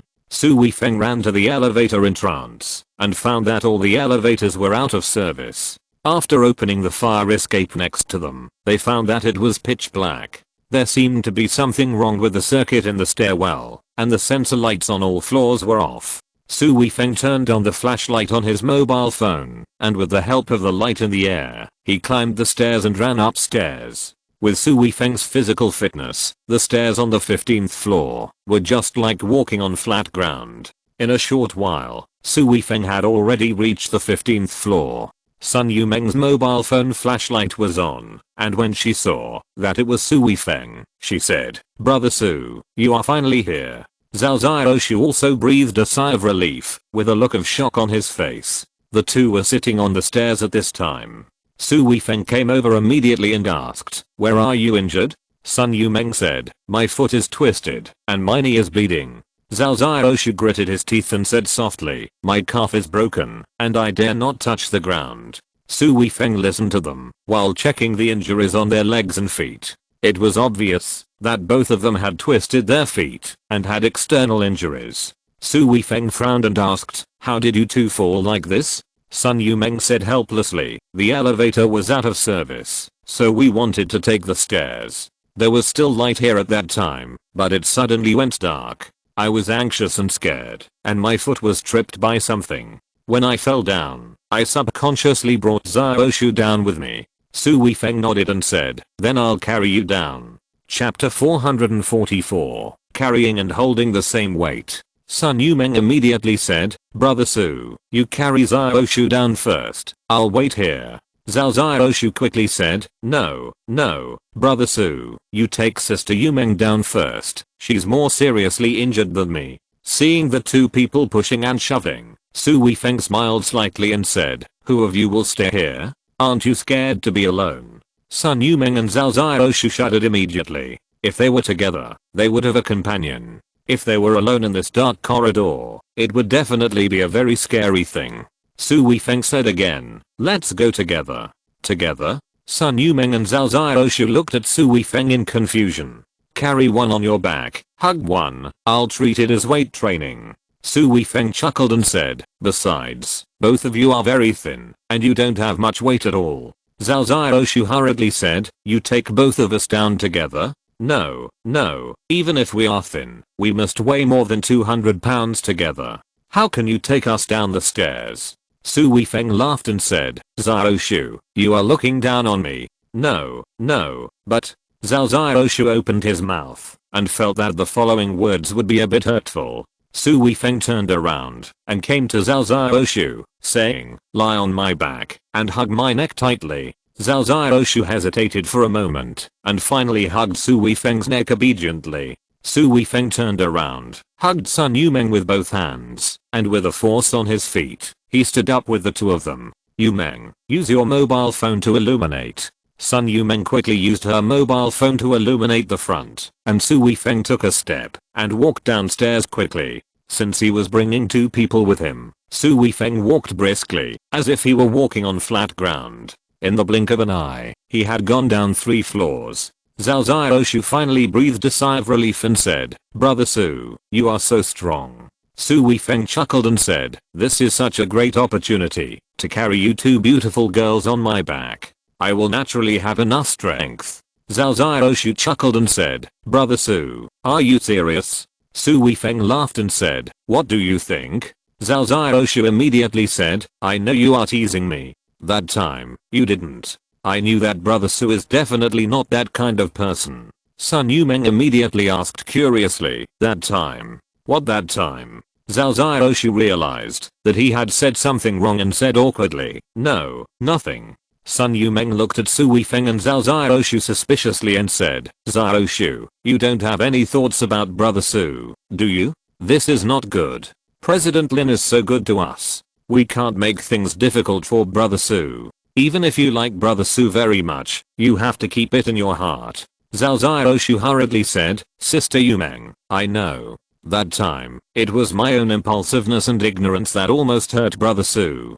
Fortunately, Brother Su stopped me in time. Now when I think about what happened that day, I blush and dare not face Brother Su." As she spoke, Zhao Xiaoshu buried her face in Su Weifeng's shoulder, and the more she thought about it, the more embarrassed she became. Sun Yumeng looked at Zhao Xiaoshu's appearance, and a strong curiosity surged up, saying, "Brother Su, you too." Su Weifeng coughed lightly and said, "I'm also responsible for this matter, Yumeng. Don't mention the past." Sun Yumeng immediately said apologetically, "I'm sorry, I'm too curious." More than 10 floors, Su Weifeng's footsteps were light, and Sun Yumeng and Zhao Xiaoshu felt as if they had only come down a few floors, and then they saw the lights in the lobby on the first floor.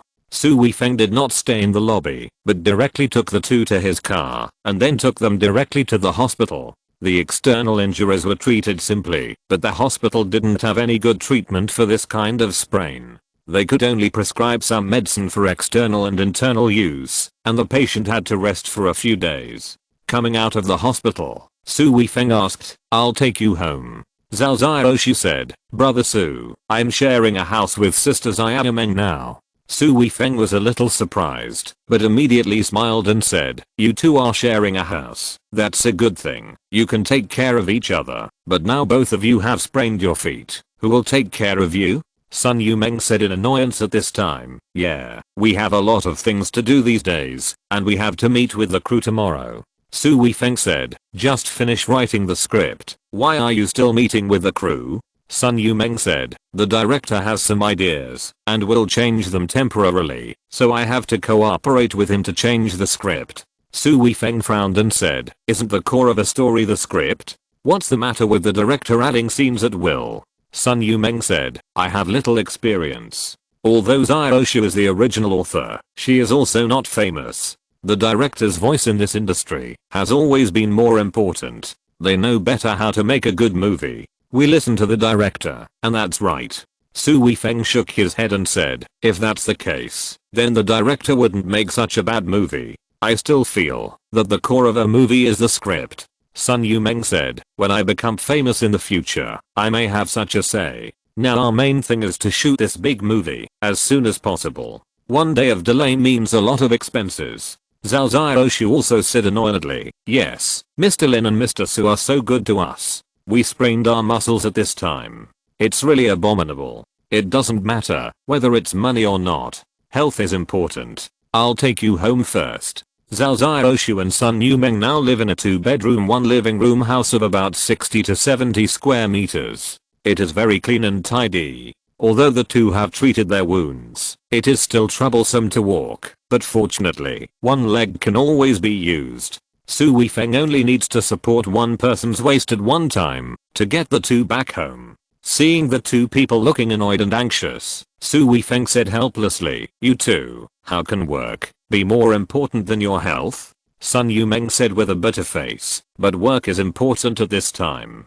Even if I'll limp, I will go to the crew tomorrow." Su Weifeng was really touched. It was definitely a blessing for him as a boss to have such employees in the company. He said, "You two sit down. I will give you a massage now, so that you can walk normally tomorrow." Sun Yumeng and Zhao Xiaoshu said in surprise, "Really?" Su Weifeng glared, shook his head, and said, "Are you doubting me?" I wanted to take this opportunity to let you rest for 2 days. It seems that you don't need such benefits at all. Chapter 445. Let's go. The two of them sat down, and Su Weifeng looked at the wounds on their legs, and couldn't help but feel a little distressed. The two little girls were at the age of loving beauty, and this kind of wound would easily leave scars. How about this? You two go change your clothes first. Change into pajamas. I'm going to get something now, and I'll be back in a while. After saying that, Su Weifeng walked out directly. Sun Yumeng blushed a little when she heard what Su Weifeng said,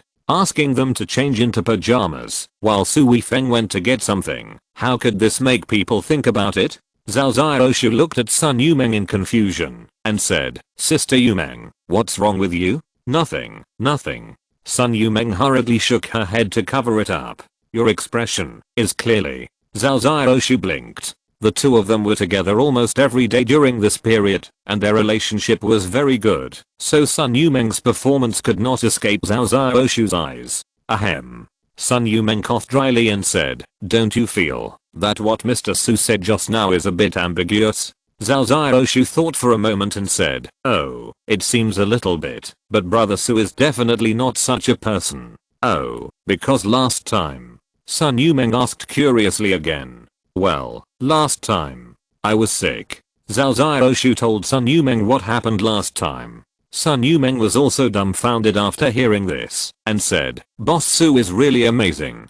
He can hold back in this situation. Zhao Xiaoshu blushed and said, yes, that's why I said that Brother Su is definitely not that kind of person. I also admire Brother Su from the bottom of my heart. Sun Yumeng nodded seriously and said, I knew that President Su was not that kind of person before, but I never thought that a beauty like you, Xiaoshu, would take the initiative to throw herself into his arms, and President Su didn't touch you in the end. This makes me think more highly of President Su. Zhao Xiaoshu said softly, Brother Su didn't think of this matter and looked down on me.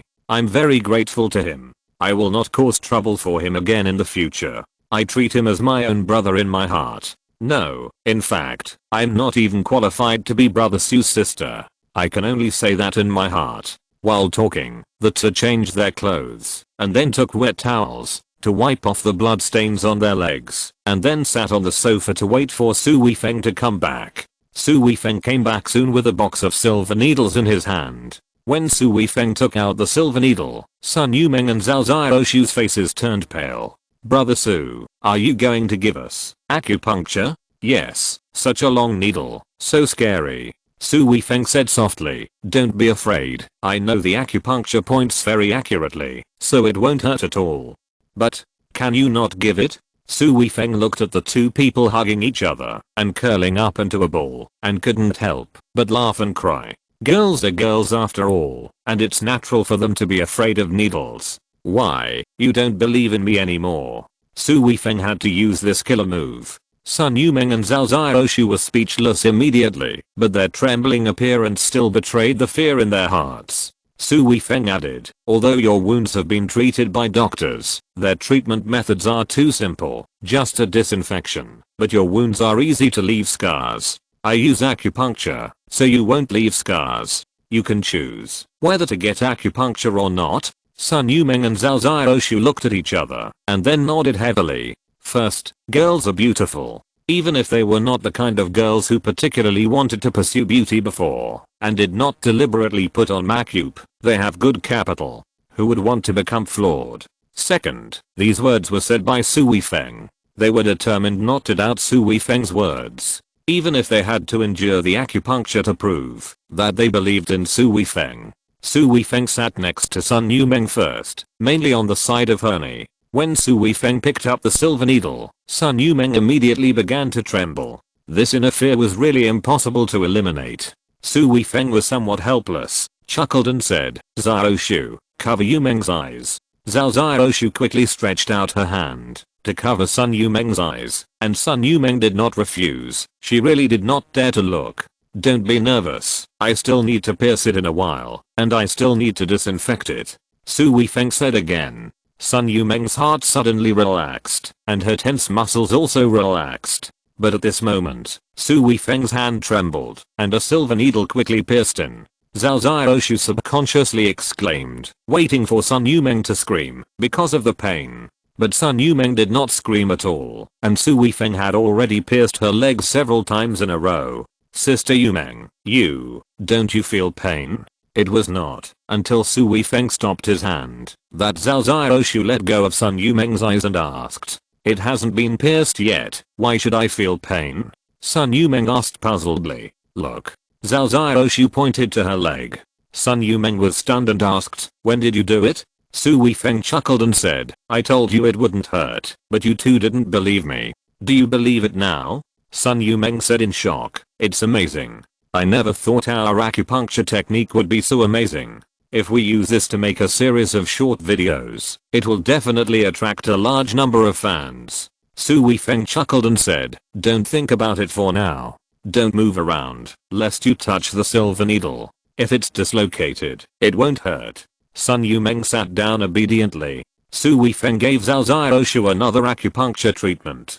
Zhao Xiaoshu's treatment was much simpler. She was just a little scared when she got the first needle, but then she was fine. After Su Weifeng finished acupuncturing them, he brought a small stool, sat in front of them, and began to massage their ankles again. Zhao Xiaoshu and Sun Yumeng sprained their left and right feet respectively. They sat side by side and just happened to be placed on Su Weifeng's lap. At first, they were concerned about the pain in their ankles, but after a while, the pain in their ankles became weaker and weaker, and their other senses became stronger. Su Weifeng massaged their ankles, and his eyes naturally fell on their feet. In his heart, he subconsciously compared their feet. Zhao Xiaoshu's feet were slightly larger, but well proportioned, while Sun Yumeng's feet were relatively small and softer. After a comprehensive comparison, Sun Yumeng's feet were still better looking. Puff. Su Weifeng's expression suddenly became a little weird. What happened to him?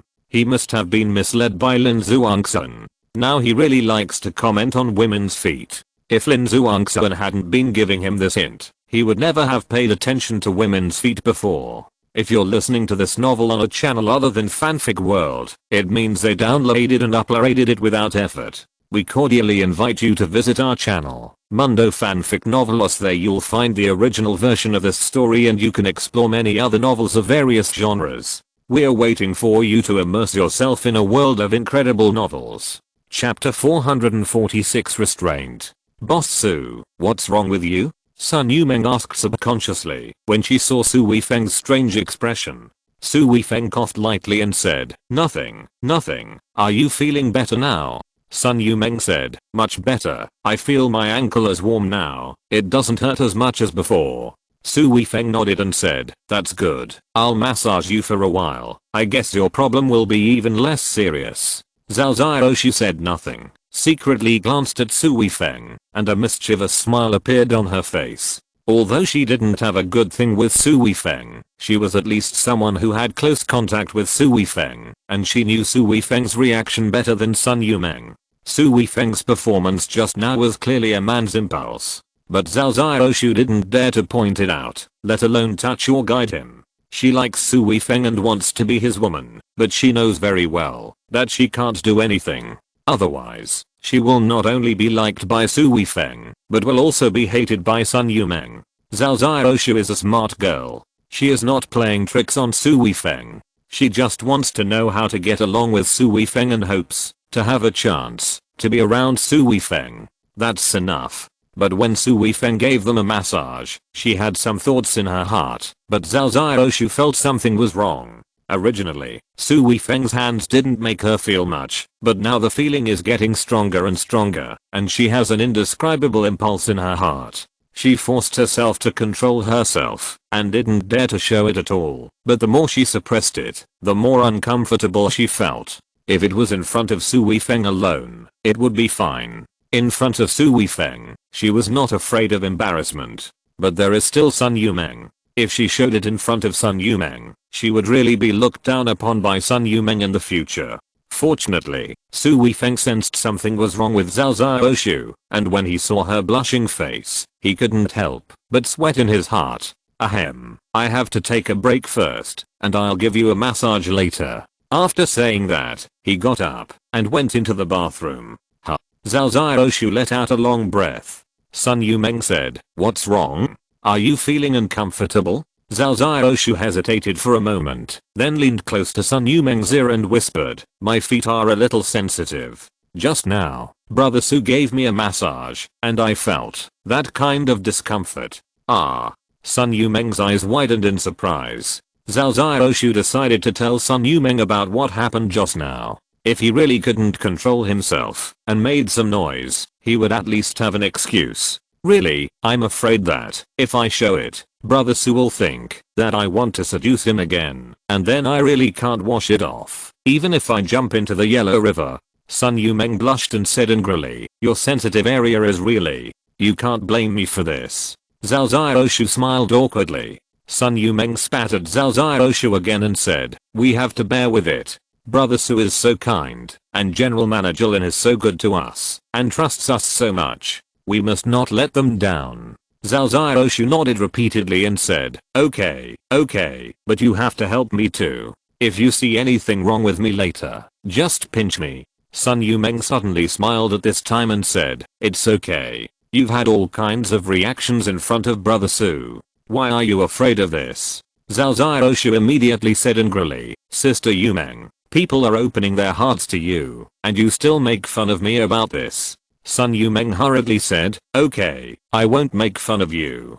Don't worry, I will pay attention to remind you." Su Weifeng washed his face with cold water, looked up at his own face, and couldn't help shaking his head repeatedly. Originally, he had a strong resistance to women, but after his relationship with Lin Zhuangxuan progressed, Meng Keqing opened the Pandora's box in his heart, and his resistance became weaker and weaker, and he had an active impulse and desire in his heart. Shaking his head gently, Su Weifeng reminded himself in his heart, "Su Weifeng, you are the dragon of Long Zhao. Countless soldiers are watching you, and taking you as an example. If you are not disciplined, you will definitely become the target of public criticism." After coming out, Su Weifeng had basically returned to normal, and then he massaged the two for a while, before removing the needle. Sun Yumeng and Zhao Xiaoshu moved their ankles, and felt that there was not much pain, and their ankles were not swollen. Su Weifeng stopped the two from getting off the ground and said, "Let's not move yet. Don't put any force on your feet now, otherwise it will affect the effect. I also have to go to the crew tomorrow, so I'll take you there. I'll come early and give you another acupuncture and massage." "Ah, do you still need it tomorrow morning?" Zhao Xiaoshu's face showed joy. Su Weifeng nodded and said, "You should go to bed early tonight. We will work on the script tomorrow. By the way, don't take a shower. The wound cannot get wet." After telling the two about the precautions, Su Weifeng left their home. As soon as he got in the car, Su Weifeng's cell phone rang. It was Liu King who called and asked Su Weifeng to go out for a drink. Su Weifeng readily agreed. He had nothing to do alone at night, so why not have someone to drink with? He simply didn't drive and took a taxi directly to the place he had agreed with Liu King. Liu King was drinking with several of his friends, all of whom were business people. Liu King had brought them to liven up the atmosphere, and he had also brought a few girls to accompany him. The atmosphere was good when drinking this wine. Su Weifeng was just looking for some fun, and he didn't want to have too much friendship with them. This kind of drinking party that was just for fun was quite fun. As for the girls he had brought, he had no interest in them at all. All the girls in his company were beauties. Any one of them would have a score of more than 70 or 80. In addition, the girls he had a good relationship with were all beauties. He had to control himself from making mistakes, so how could he just find these random girls outside? They were drinking happily when the door of the room was suddenly pushed open. Two men rushed in directly, holding daggers in their hands. Liu King and his group of people screamed immediately, thinking that it was some enemy who came to cause trouble for them. But as several other people rushed in from behind, Su Weifeng realized that the police were arresting someone, and the two guys had come to their private room by accident. Because Su Weifeng saw Feng Bao at first sight. Chapter 447. It's always such a coincidence. The two guys who came in first directly pulled up the two girls and put the daggers in their hands directly on their necks and roared at the police who just rushed in, get out, otherwise I will kill them." There were 4 policemen rushing in, 3 men and 1 woman. In addition to Feng Beoer, the other 3 people should also be those from the criminal police team, because Su Weifeng had some impression of the 3 of them. Su Weifeng didn't want to cause trouble. It would be best if they couldn't see him, and then everyone didn't have to say hello. He turned his body to the inside and hid his face behind the girl next to him. Feng Beoer and the other 4 were also staring at the 2 knife-wielding gangsters, so they didn't notice Su Weifeng at all. A male policeman should be the leader. He shouted in a deep voice, "You 2 can't run away. You'd better follow us obediently, otherwise you will have another crime." The bold gangster laughed wildly and said, "Ha, I have killed several people. If I'm caught by you, I will definitely die. Why should I be afraid of more crimes?" When the 2 girls who were held hostage heard that the gangsters had killed people, they were almost scared to pee. Their faces were pale. If they were not hugged by the 2 men around the neck, they would have collapsed to the ground.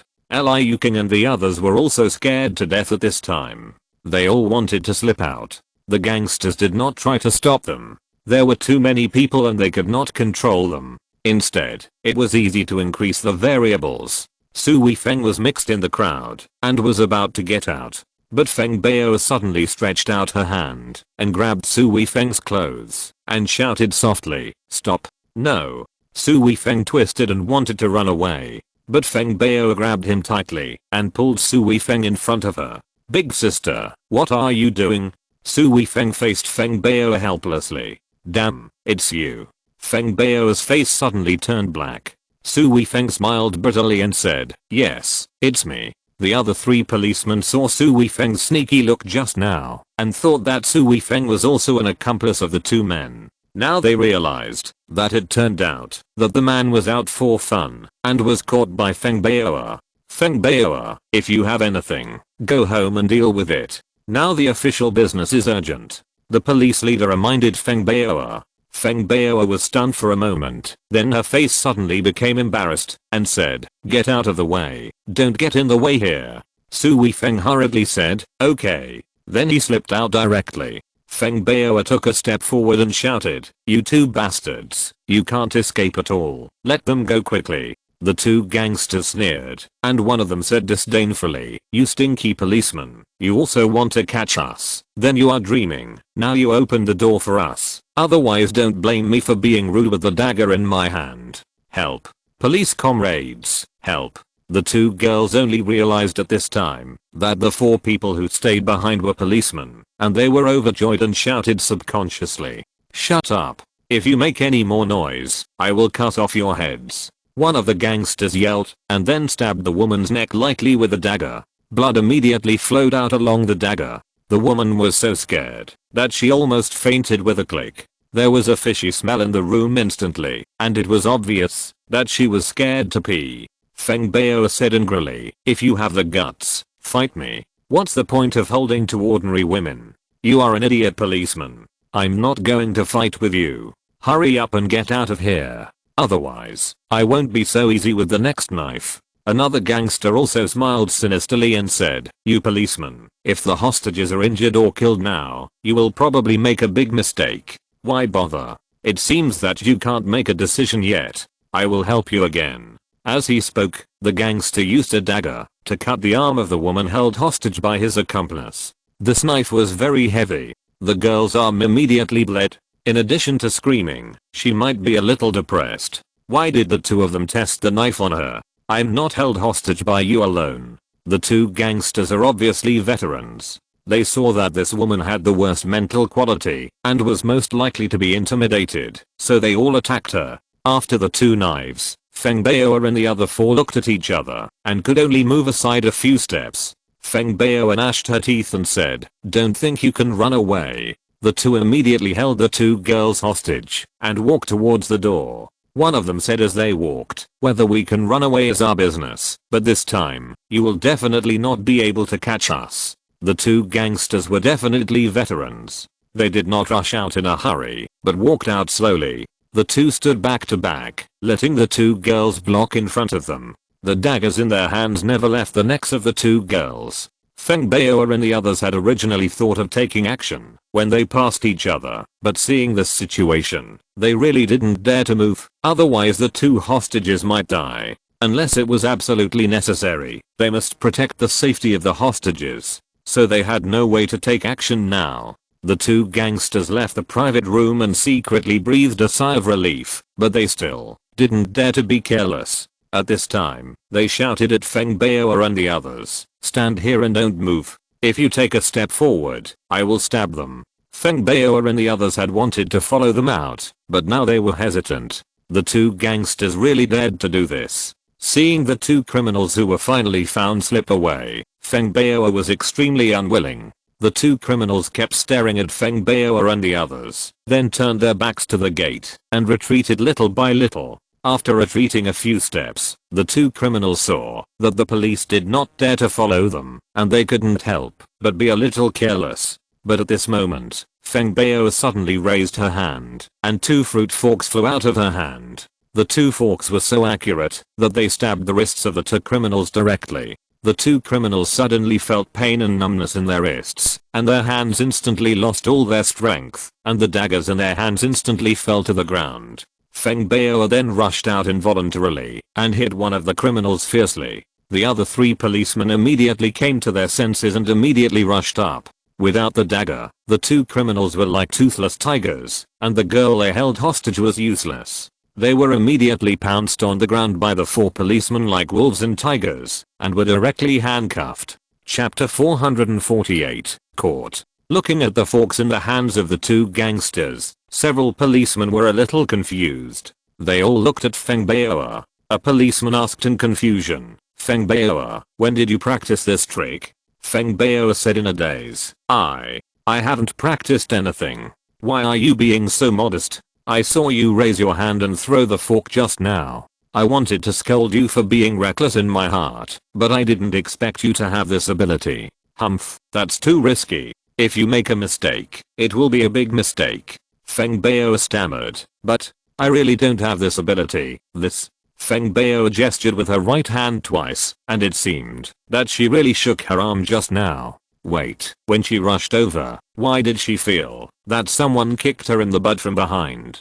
Turning around, there were already quite a few people gathered in the corridor. Now how could she tell who kicked her just now? Soon, reinforcement came and took the two gangsters away directly, while Feng Bao and others were here to retrieve video footage and other materials. Feng Bao's flying fork was naturally caused by Su Weifeng. The matter was done, and he was about to run away. Feng Bao stared at him directly. "Come here." Feng Bao glared. "What for? I have to go back." Su Weifeng chuckled.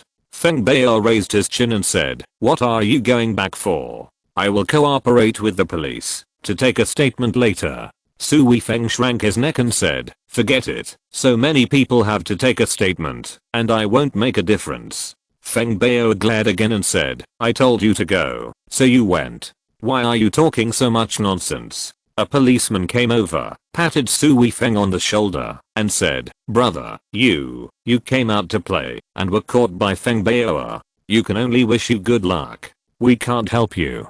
Su Weifeng's face suddenly turned black. He then remembered that in the eyes of the police, he was still Feng Bao's boyfriend. This was equivalent to going out to hunt for food and being caught by his girlfriend. Liu King came over at this time and said with a stern face, "What do you want to do?" He didn't know what happened, but he saw that the police wanted to take Su Weifeng back, so he naturally stood up for Su Weifeng. Feng Bao glared at him and said, "Who are you?" Liu King puffed out his chest and said, "I'm Su Weifeng's friend." Feng Bao immediately said, "That's great. Then you also go and make a statement." Liu King also glared at him and said, "You let me go, so I will go? Are the police so awesome?" He is a person of status and position, and he is not as afraid of the police as others.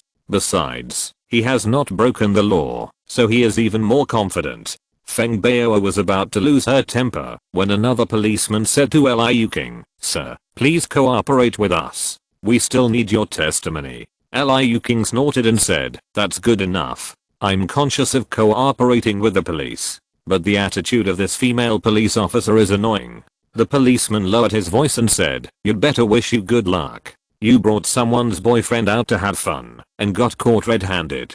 It'd be strange if she treated you well." "What?" Liu King looked at Feng Bao, then at Su Weifeng, and suddenly burst out laughing. Then he came over and put his arm around Su Weifeng's shoulders and said with a smirk, "Su Weifeng, you're great. You even picked up a female policewoman, but she seems to have a bit of a temper." Su Weifeng glared. "What the hell? Shut up."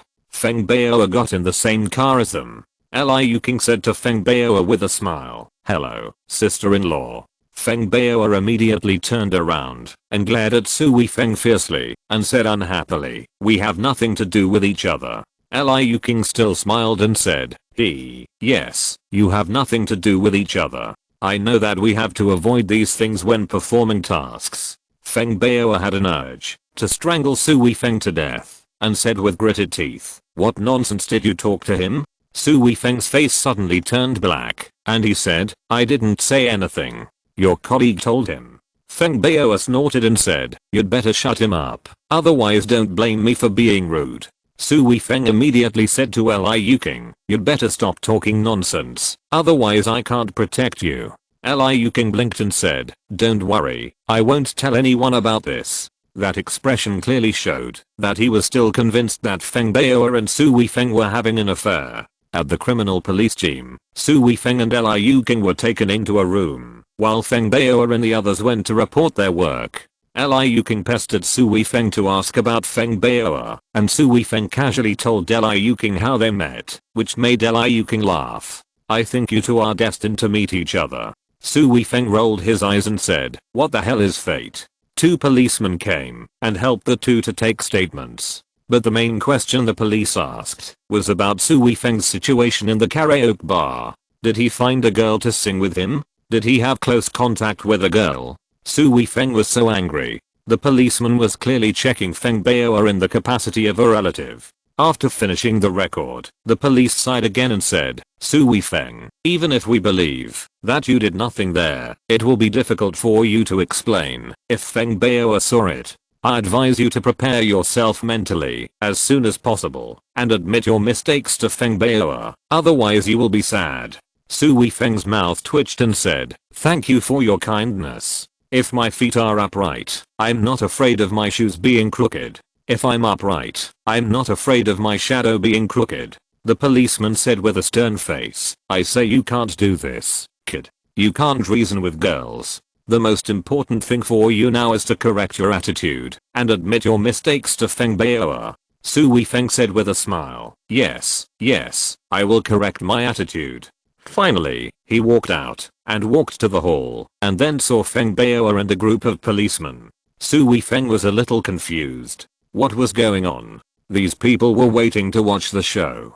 Bao, men don't take it seriously when they go out to play. That's right, we are just going out to sing, not to get a room. Don't be angry. If you have anything to say, just talk it out. Don't hit each other. Su Weifeng's face became darker and darker. These people sounded like they were trying to stop the fight, but this was just adding fuel to the fire. Look at Feng Bao's face, which was almost as black as charcoal. It was clearly on the verge of an explosion. "Su Weifeng, get out here." Feng Bao came over and grabbed Su Weifeng's collar and dragged him out. Chapter 449, Teaching Feng Bao a Lesson.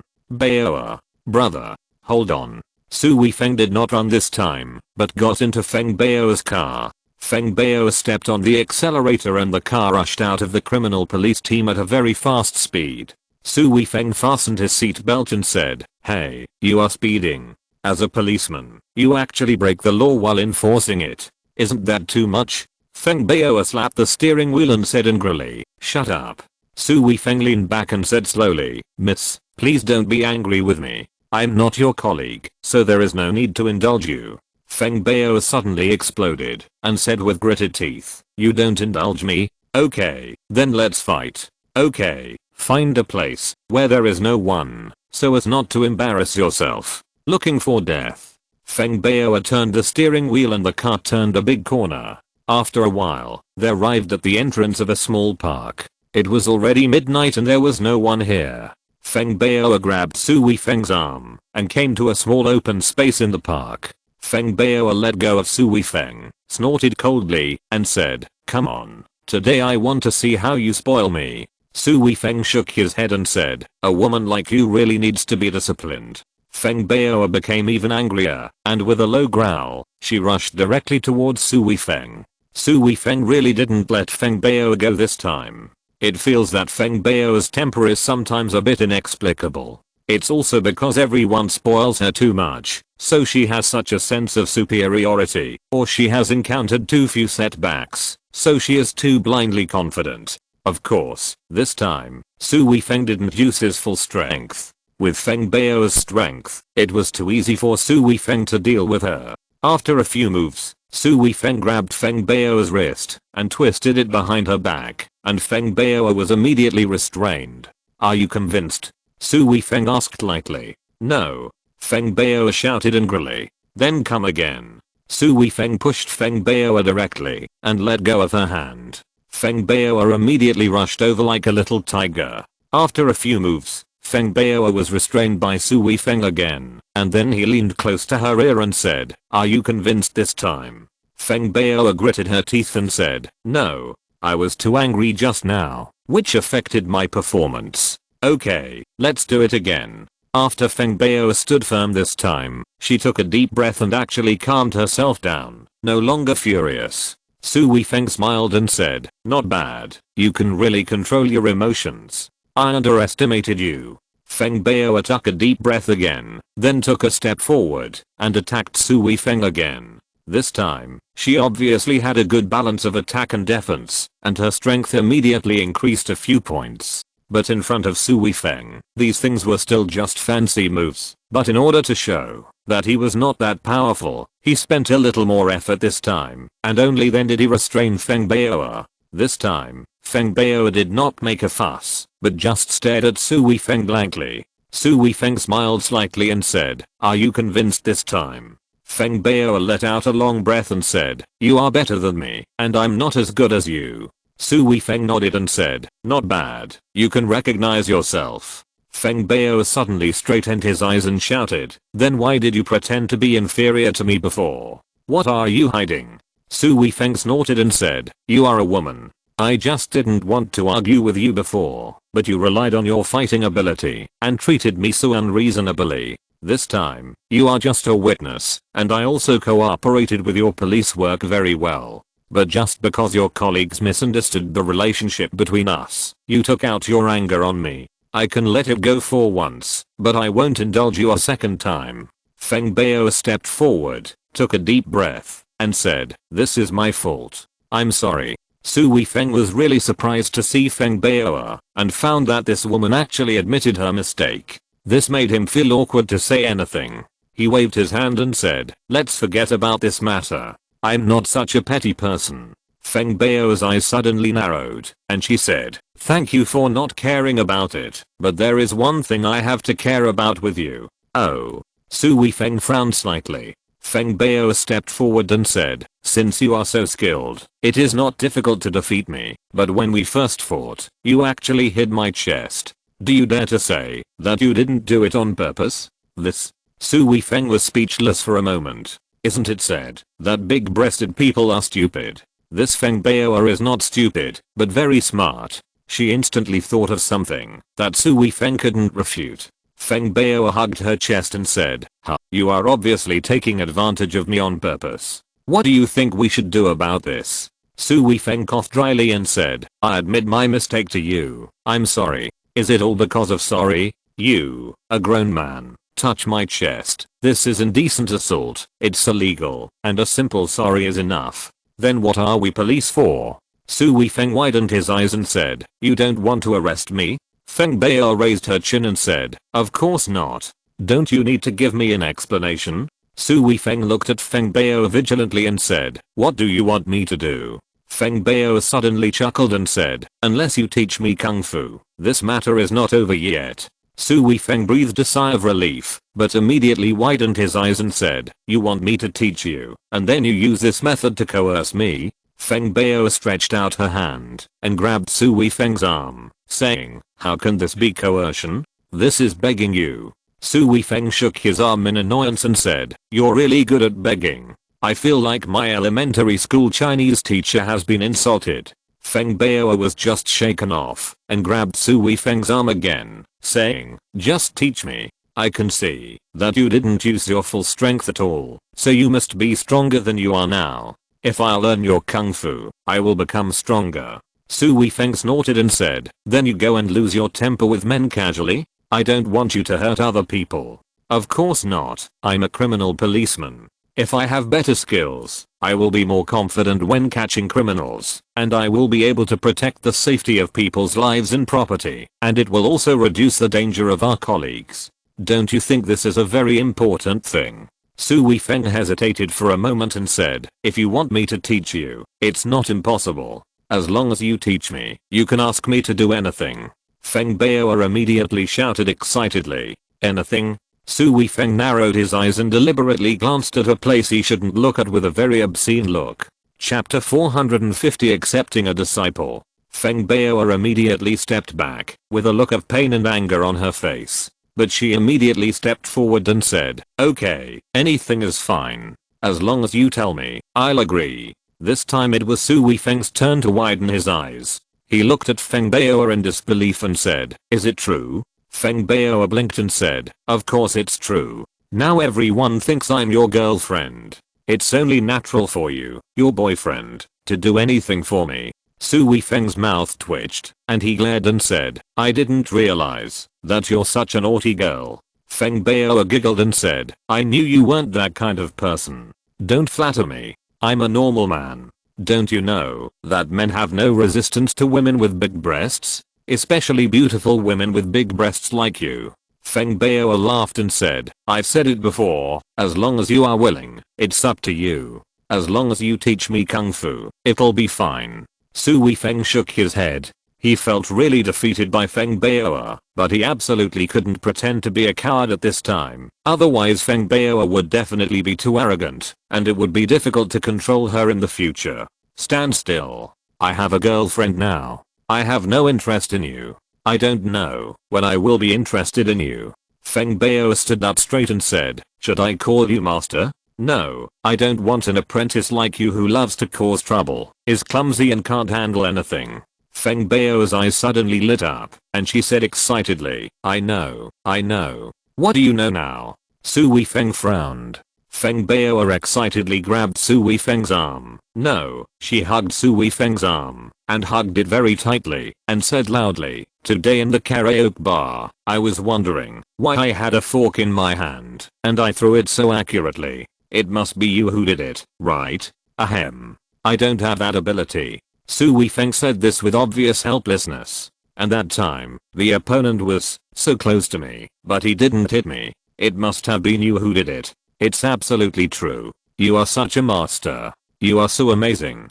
Facing Feng Bao's eyes, that were already full of stars, Su Weifeng was a little amused. He really didn't expect Feng Bao to be able to connect all these things. This girl's logical thinking ability is really strong. Seeing that Su Weifeng didn't answer, Feng Bao knew that he agreed, and there were more stars in her eyes. At this time, she was like a little fangirl, shaking Su Weifeng's arm vigorously, and said, "It turns out that you are a great master. It's over.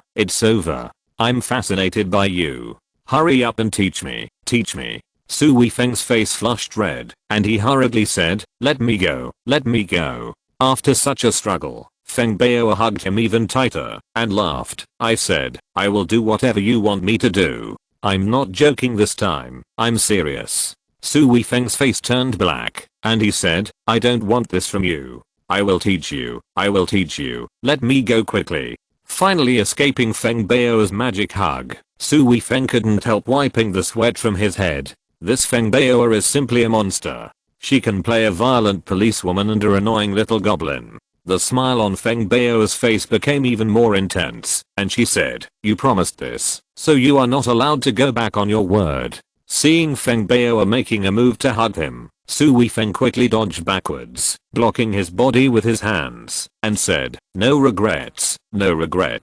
Feng Bao said excitedly, "Then when will you teach me? How about starting tonight?" Su Weifeng's mouth twitched, and he said, "No, I have to go home tonight. If I go home late, my girlfriend will be angry." "Oh."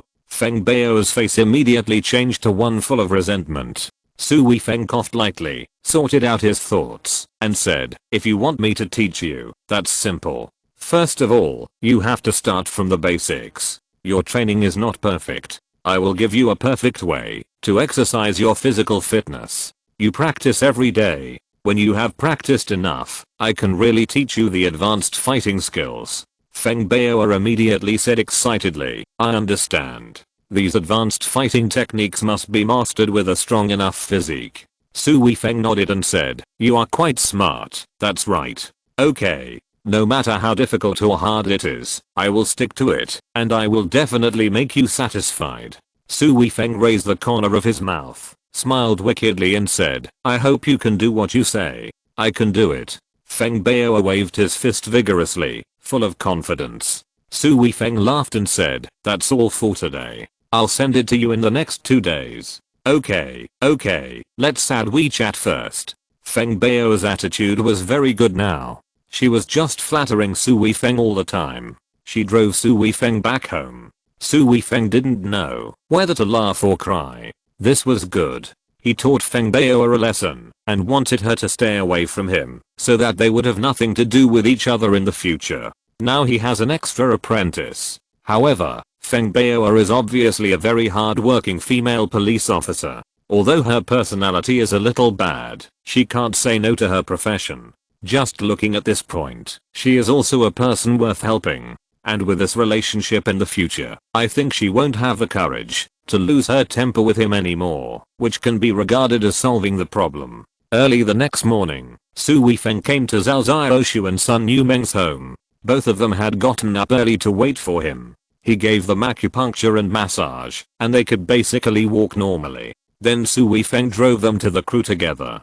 Zhao Xiaoshu and Sun Yumeng revised the script again, and the crew was waiting for them. The director and Lin Zhuangxuan immediately discussed the script with Zhao Xiaoshu and Sun Yumeng, and Su Weifeng could only watch the fun on the side. Lin Zhuangxuan didn't have time to pay attention to him. The scenes to be filmed now are all on the mountain. The entire crew rented several houses in the village at the foot of the mountain. When Su Weifeng came, he also bought some delicious food, which was also a comfort for the hard-working crew members. After discussing the script, the filming started immediately. Su Weifeng watched the excitement for a while, and felt that it was boring. This kind of thing is fresh to watch once or twice, but watching a scene, and then shooting it over and over again, it feels that there is really nothing fun. Looking at the scenery on the mountain, Su Weifeng looked at Sun Yumeng and Zhao Xiaoshu who had nothing to do, and said, let's go for a walk on the mountain. End of this chapter. Thank you very much for reaching the end. Don't forget to like. Looking for more exclusive content and immediate access? Subscribe to our Patreon. Remember, every like, subscription, or donation encourages us to continue. Thanks to everyone. See you in the next video.